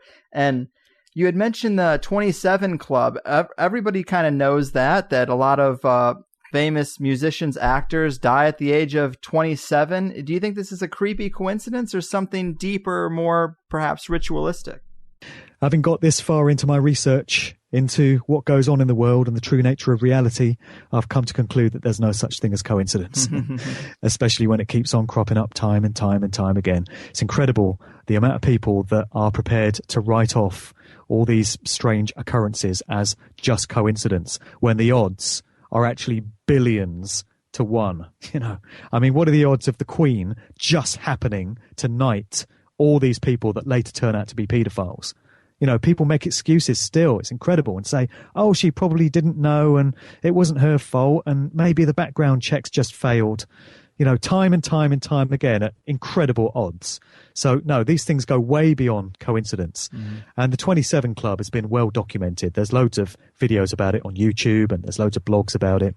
So many musicians that, as I say, have died in strange circumstances happen to have been 27 when they've died. You have Jim Morrison, you have Jimi Hendrix, you have Janis Joplin, you have Kurt Cobain, you have Brian Jones of the Rolling Stones, and more recently you have Amy Winehouse, Robert Johnson, the blues musician, taking it way back, and there's probably a whole bunch of others that I've forgotten as well.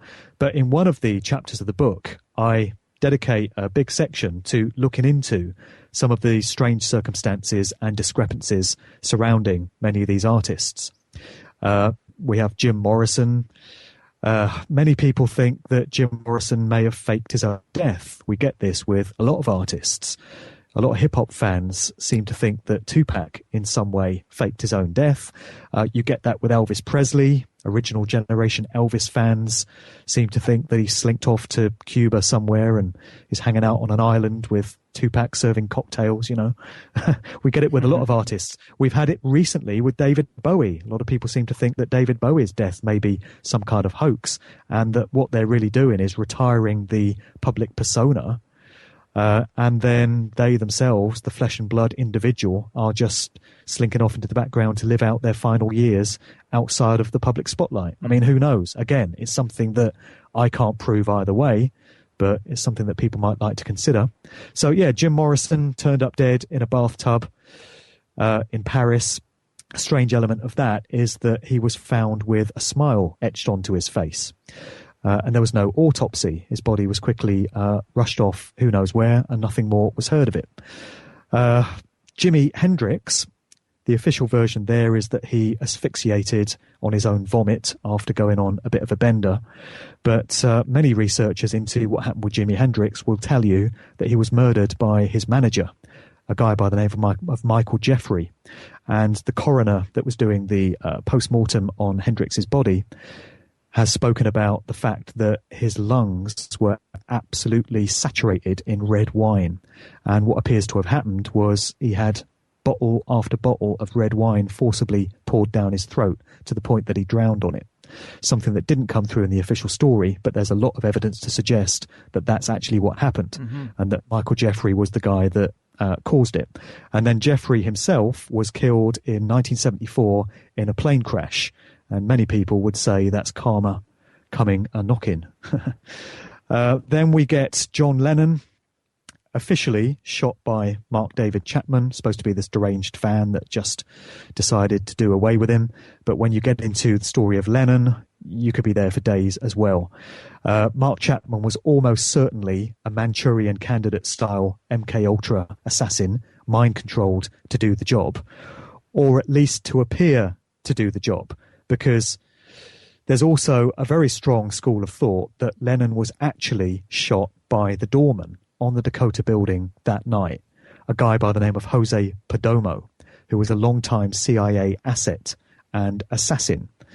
And there's certainly a lot of credibility to that theory. Bob Marley, very interesting one. Bob Marley, we're told, just happened to contract a rare form of cancer through his toe, and it spread throughout his body.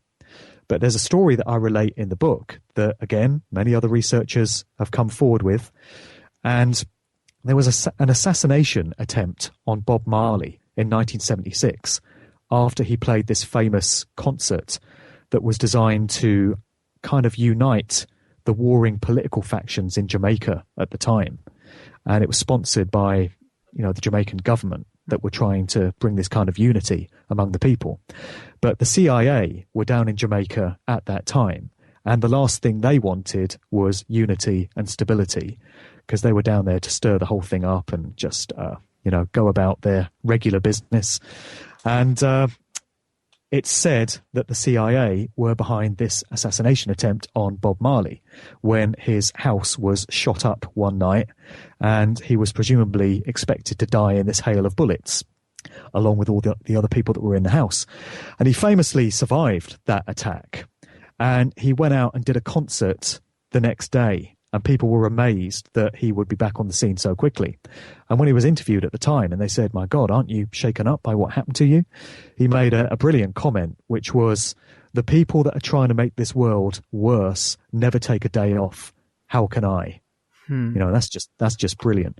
But it was some time later where Marley was living in this kind of compound with heavy security. He was living in this little community with a trusted group of close friends around him and family.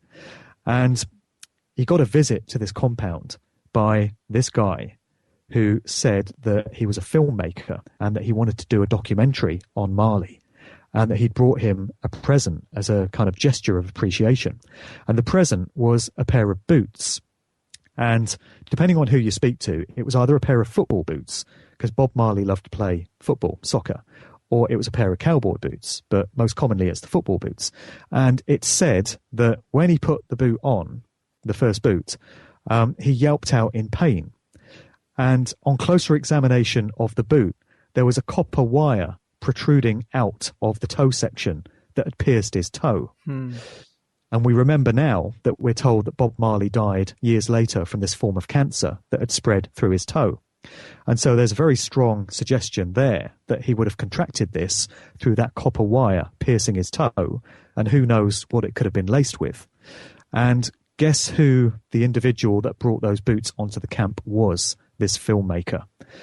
It was one Carl Colby, who turns out to have been the son of the one-time CIA director, William Colby. And he's the guy that was invited into the camp to offer this present, which is a very interesting connection back to the CIA again. Man.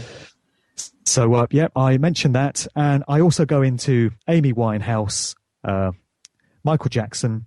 Michael Hutchence of In Excess is very much the forgotten one, because, people talk for days about Hendrix and Morrison and Lennon, but Michael Hutchence died in very strange circumstances. He was discovered dead in a Sydney hotel room, and he's said to have tried to hang himself from the door.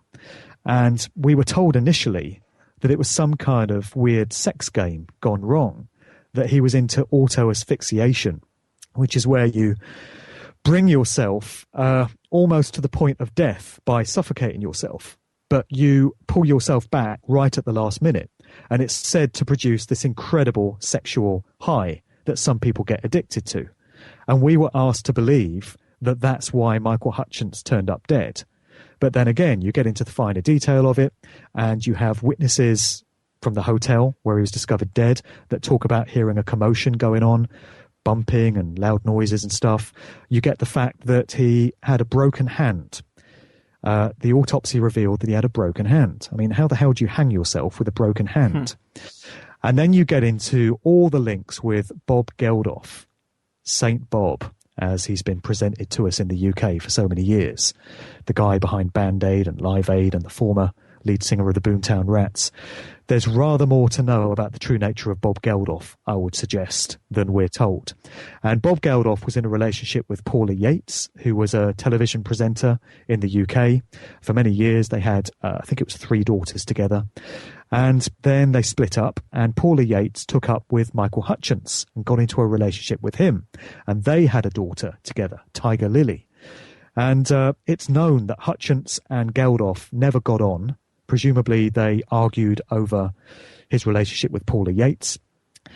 Michael Hutchence's mother made some comments to some Australian newspapers saying that Bob Geldof was Satan, he was the devil himself, and that people don't know half of what he's really all about. He's another Sir, by the way, we should point out, knighted by the Queen.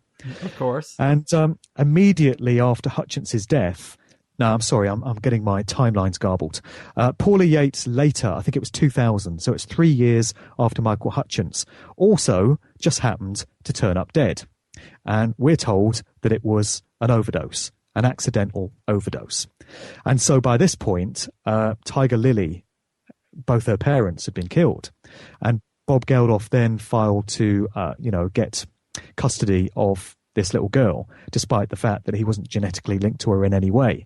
And that's where Hutchence's parents came in and had something to say about it. Mm-hmm. And then just to take the Bob Geldof connection further, Bob Geldof had a daughter by the name of Peaches, who was a big-time member of the OTO, which is one of the occult secret societies that Aleister Crowley once helmed. And a great many rock stars and celebrities seem to be connected to the OTO. And Peaches Geldof just happened to turn up dead a few years ago, 2 or 3 years ago, in very similar circumstances to her mother, Paula Yates, and we're told it was an overdose. So some more very interesting elements there. As I say, suicides and accidental overdoses are everywhere. But yeah, I was talking about these legendary figures, and I go into some of the details surrounding Hutchence and Michael Jackson and Amy Winehouse and also Lisa Left Eye Lopez. Right. Man, yeah, you definitely detail them all. And you just mentioned the OTO connection. Maybe we could talk about that a little bit more, because I've interviewed Lone Milo DeQuette, who's a kind of a high-ranking member of the OTO, and I've had some occultists downplay the influence in the music industry, and I sometimes wonder what I should get from people who might have certain motivations. As far as your research shows, how strong is that tie? Is it strong enough to suggest a lot of OTO influence in some of the more negative aspects of the music industry? I think it probably is. There have been various groups that have been connected to the music industry over the decades. I've not looked into the OTO big time, actually. I don't have a lot of detail on who is involved in that. I've looked into the Church of Satan, taking it back to previous decades, and there's a number of celebrities that were closely linked to that. Back in the 60s, Sammy Davis Jr. was a very key member of the Church of Satan, and Jane Mansfield, the actress as well. She died in some very strange circumstances when you take it right back. Mm-hmm. And then more recently, Marilyn Manson was ordained as a priest within the Church of Satan. And also Mark Elmond of Soft Cell. Who would have believed, big British group in the 80s, Mark Elmond, the frontman, was connected to the Church of Satan. So you have these various groups that are kind of interwoven into it. And they do all have innocent sounding cover stories and public images, as do these groups like the Bilderberg Group. I'm reminded of the fact that when the Bilderberg meeting took place in the UK in 2013, the mainstream press actually ran with some stories talking about the fact that the meeting was going on, because there were so many in the alternative media that were highlighting the fact that Bilderberg was coming to the UK, that if the mainstream newspapers had not picked up on it, it would have been seen that they had something to hide, or that they weren't, in touch with the true picture. So they had to kind of acknowledge that it was going on. But they presented the Bilderberg Group as this very benevolent, well-meaning little supper club of business folk and aristocrats, and they get together once a year, and they have dinner together and play a couple of rounds of golf and, talk about where they've gone on holiday, and that's all it is, really. And they passed off this very innocent sounding front for the Bilderberg Group. I think we know that there's rather more to know about it than that. Right. But I think organizations like the OTO would probably have an innocent sounding public interface. The Masons do, as we know. Of course. The Freemasons would tell you it's all about doing good works in the community, and it's business folk getting together and talking about how they can help each other out, and, having coffee evenings and things like that. So it's inevitable that they're going to have these innocent sounding covers. Right. Yeah, I agree with you. That's why I figured it was probably worth asking. But man, time is flying by here, and there's so much material in this book. We're definitely not going to get to everything. So let me pick and choose a little more carefully here, but I guess being a DJ, because that's a pretty unique perspective you have, can you tell us a little bit about backwards messages in music and records? Have you had any personal run-ins with it? You mentioned one in the beginning, and I do like that part of the book. Maybe you could tell us about that. Yeah, I'll relate the anecdote that I've told in a few public talks. Anyone that's heard it before is going to want to switch off because they're probably bored with it, but it's probably worth relating this to your audience because it might send a few chills up their spine. We spoke earlier about the concept of backmasking, and this is subliminal messages that come through in audio recordings, and they can only be deciphered and understood when the recording is played in reverse. Aleister Crowley actually talked about this technique in his book Magic. He includes a series of instructions to initiates of his teachings, and he talks about various disciplines that they need to train themselves in. One of them is to learn how to speak backwards and to encode messages backwards. And the other one goes, let him, the initiate, train himself to listen to phonograph records reversed. This is what Satanism is all about. It's all about inversion, flipping something on its head. Satanism takes something that is good and pure and has meaning and probably good intent and flips it around to imbue it with negative intent. That's what Satanism is all about when you get down to it. It's service to self.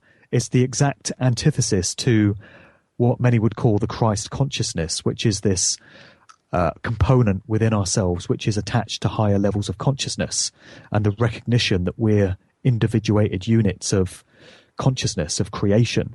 Satanism teaches that your ego is what's important, and succumbing to base consciousness and succumbing to worldly pleasures and doing whatever you wish to do is what you should worship.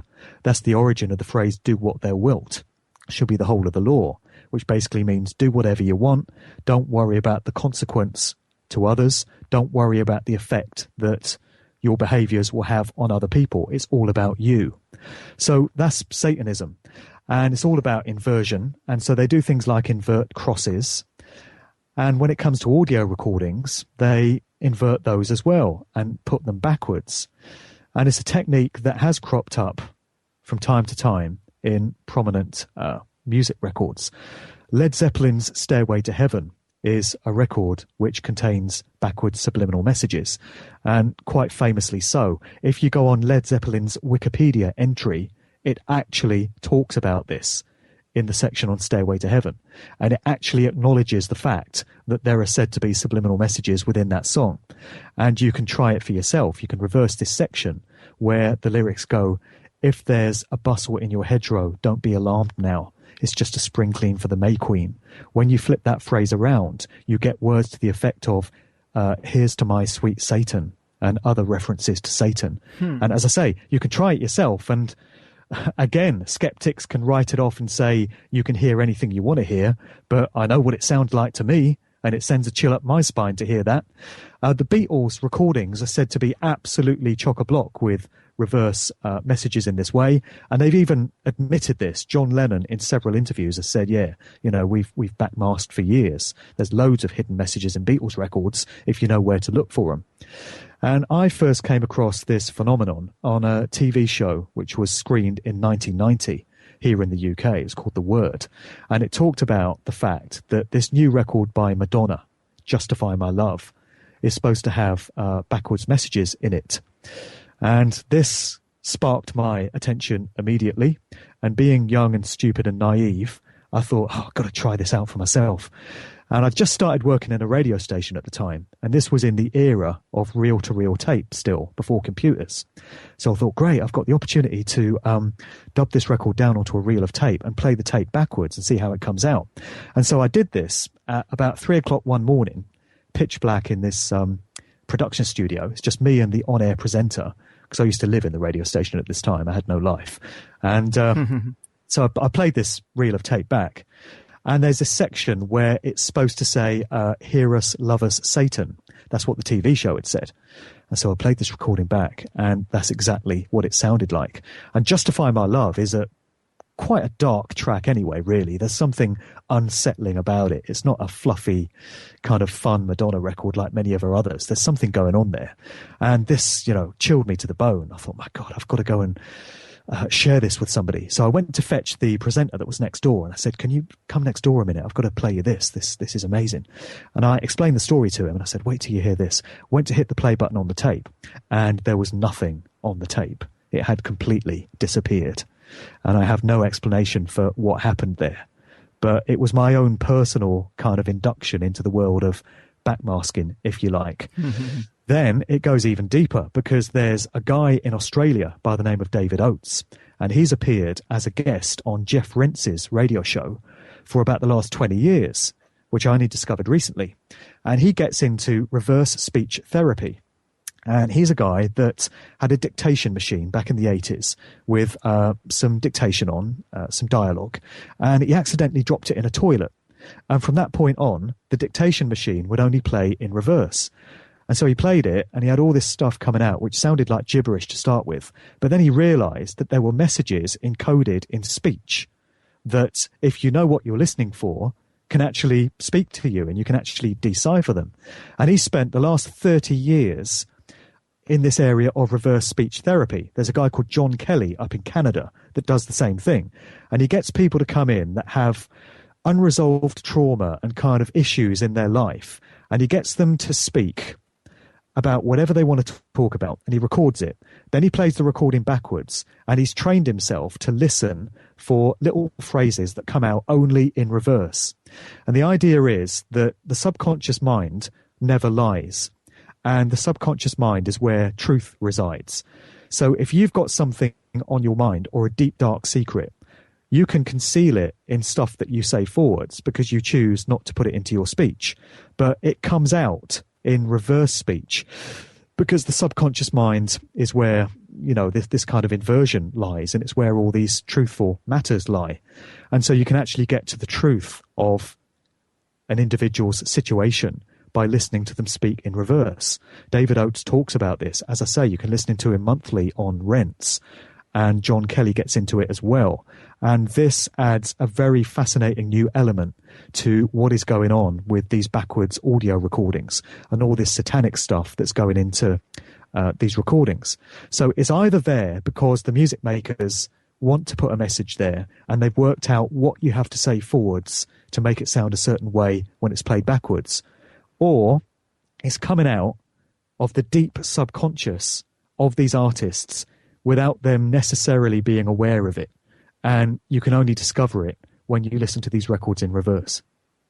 Man, what a great breakdown again. I think that's so interesting. And, we talked a lot about symbolism, predictive programming, backwards messages. How do we hone our decoding skills? Because some people can take this too far or make incorrect connections, like, take your name for a humorous example. If I wanted to be paranoid, I could say, look at this guy here, Mark Devlin. Yeah, Mark of the Beast, devil inside him. It's right there, hidden in plain sight. And, I'm kidding, but, how can we dial in our accuracy a bit? Yeah, I've had that before. I've had people crop up on YouTube videos of mine and say, see, he talks about letting us know what's going on. He's doing it with his own name. Mark of the devil in, he's telling you, man. And I always point out the fact that actually my dad was adopted, and so the name came into the family that way. So there's no bloodline links going back generations. It's just a name. Right. But the way to not be tricked by this stuff anymore is to understand the language of symbolism and to understand what's being done to our subconscious minds. Once you understand what all these things mean, and once you're aware of the fact that they're being put into music videos and recordings and all the rest of it, it comes out of the confines of the subconscious mind and into the conscious, which is where it can be examined and rationally dealt with.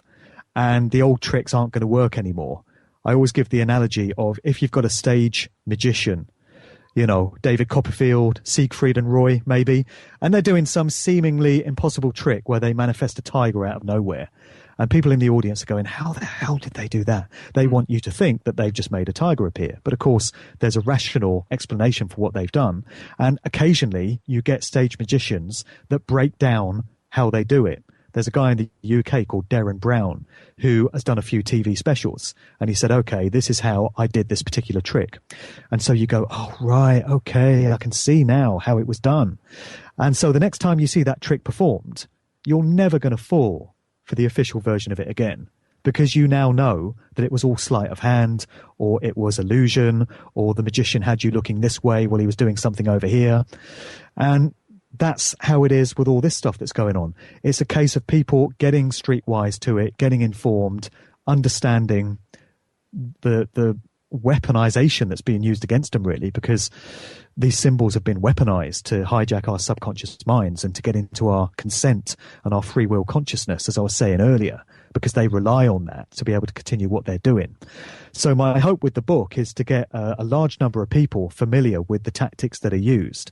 And I'm far from the only person saying this. You know, I mean, I drew my research from looking at the work of so many other people that have put YouTube videos out and written books. And, you know, there's a lot of people laying this information out there now. Right. And so we just need large numbers of people to understand what's being done. And then the old tricks ain't going to work anymore. Well said, man. I'm right there with you. And I guess that's a good place to call it in. Man, we talked about, again, so much stuff. Your book is even more vast than what we could cover. I mean, we didn't even talk about hip hop or MK Ultra, Project Monarch, blood sacrifices for fame. Transhumanism. Right. That's a big one. And the auto-tune, a lot of meat left on those bones. So maybe we'll do this again before too long if you're down for it. Sounds like the makings of another show to me. Me too. So awesome, man. Well, lots of new areas to touch on in the music industry. Your book is very dense, incorporates so much of this stuff. Great job, man. Would you like to give out your links and stuff to the people before we go? Yeah, for sure. You can get more information on the book at musicaltruthbook.com. It's available on Amazon. You can get the printed version and a Kindle version there. I'm selling signed copies for anyone in the UK that might be listening to this. I'm offering to post out copies in the UK. I'm not really doing that internationally because of all the postage costs and customs and all of that. But I'm also doing a speaking tour. Most of the dates are in the UK, and at every date there, I'll have a quantity of books with me, which I'll be selling. I'm coming to the US for the Free Your Mind 4 conference, which is happening just outside Philadelphia, Langhorne, Pennsylvania. It's the weekend of the 15th to the 17th of April. There's some awesome guests there, absolutely mind-blowing lineup of guests. If you go to freeyourmindconference.com and see some of the speakers that are going to be there over the 3 days, I'm doing a quick talk there on the book, and I'll have a bunch with me, which I'll be selling on a merchandise table. So anyone that can get to Philly in April for Free Your Mind 4, they'll be able to see me there. Do come up and say hi. Anyone that wants to get in touch, I welcome feedback by email to mark@markdevlin.co.uk. Happy to correspond with anyone, as long as they're not a troublemaking shill hater, in which case I'm not going to give you the time. But anyone else, feel free to get in touch. And yeah, it's musicaltruthbook.com, and you can look for it on Amazon, basically. Right on, man. Yet another reason for me to try to make it out to the Free Your Mind conference in April. Oh, man, you need to be there. I really need you to be there. I want to, but it is on the complete opposite side of a very big country. But yeah. But there's Greyhound buses and mega buses. I know it take you like a week to get there, but that's true. I feel it can be done. Yeah, I'm with you. There's 1,000 reasons not to do something. If you want to do it, you can make it happen. So I'm going to try. But good deal, man. Thanks a lot, Mark. Keep doing what you do. Take care out there. Yeah, for sure, Greg. Many thanks. All right, people, there we have it. Squeezing in episode 5 at the last minute on the last day. Dying to get on more of a set schedule here, but man, Mark Devlin, what a great guest. Well-spoken, heavily researched, great recall for the things he studied, showed up on time, and had a good-sounding mic. I loved it, and if it isn't obvious, the care and attention and professionalism he puts into just this interview shows tenfold in the book. So if you have any interest in these types of subjects, I have to now consider Mark's book to be the top of the pile, Musical Truth. Lots of top of the pile books from good guests this month. 4, honestly, because I thought Johnny Cerrucci was great on the Jesuits and his book Illuminati Unmasked, probably the best. My man Gordon White, solid magical prehistory with starships. Judy Wood has done the best job on 9/11, if you ask me. And here we have Mark rounding us out with a great show and great book on the music industry. if you ask me, those are 4 5-star shows that are all pretty diverse in subject matter, but that leaves last week's Donald Marshall show, and I have to admit that the trickster in me loves putting out a show like that and just watching the controversy.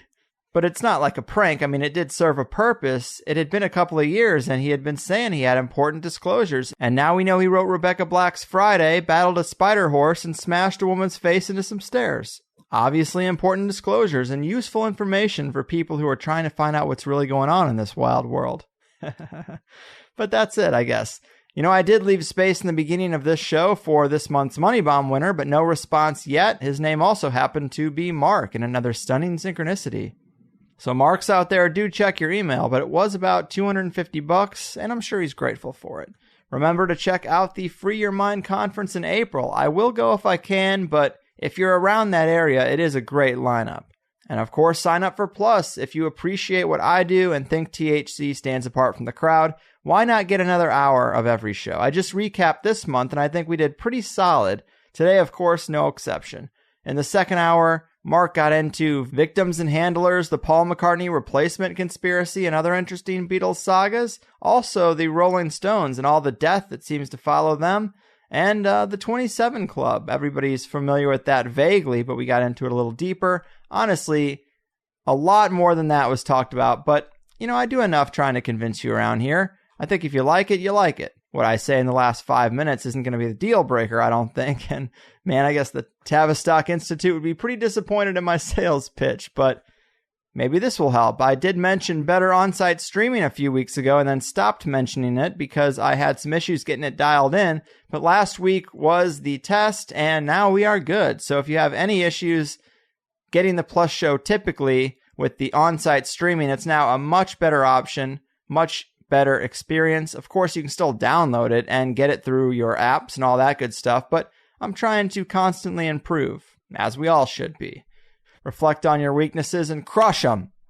But that's it for me. I've done my part. Your move, Satanist sorcerers of the Hollywood mind control machine. Your fucking move. Oh no, you see, the world isn't random, it's attached to puppet strings, control over everything. The 9 to 5 is trying to steal ya.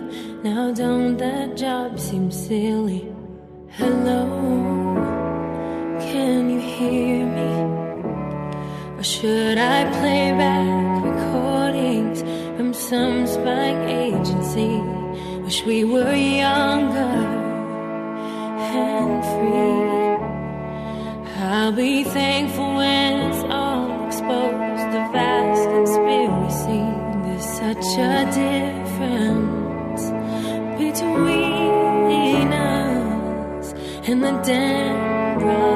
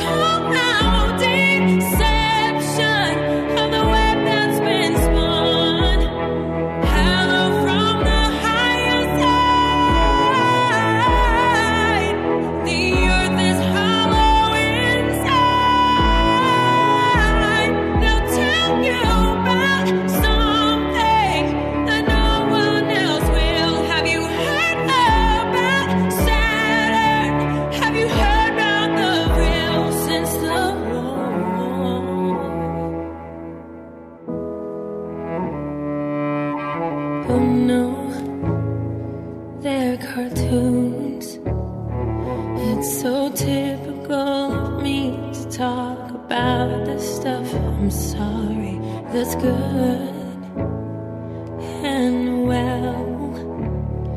Did you ever hear the argument that nothing really happens? It's no secret, and that the best is plus. It's doubling your time.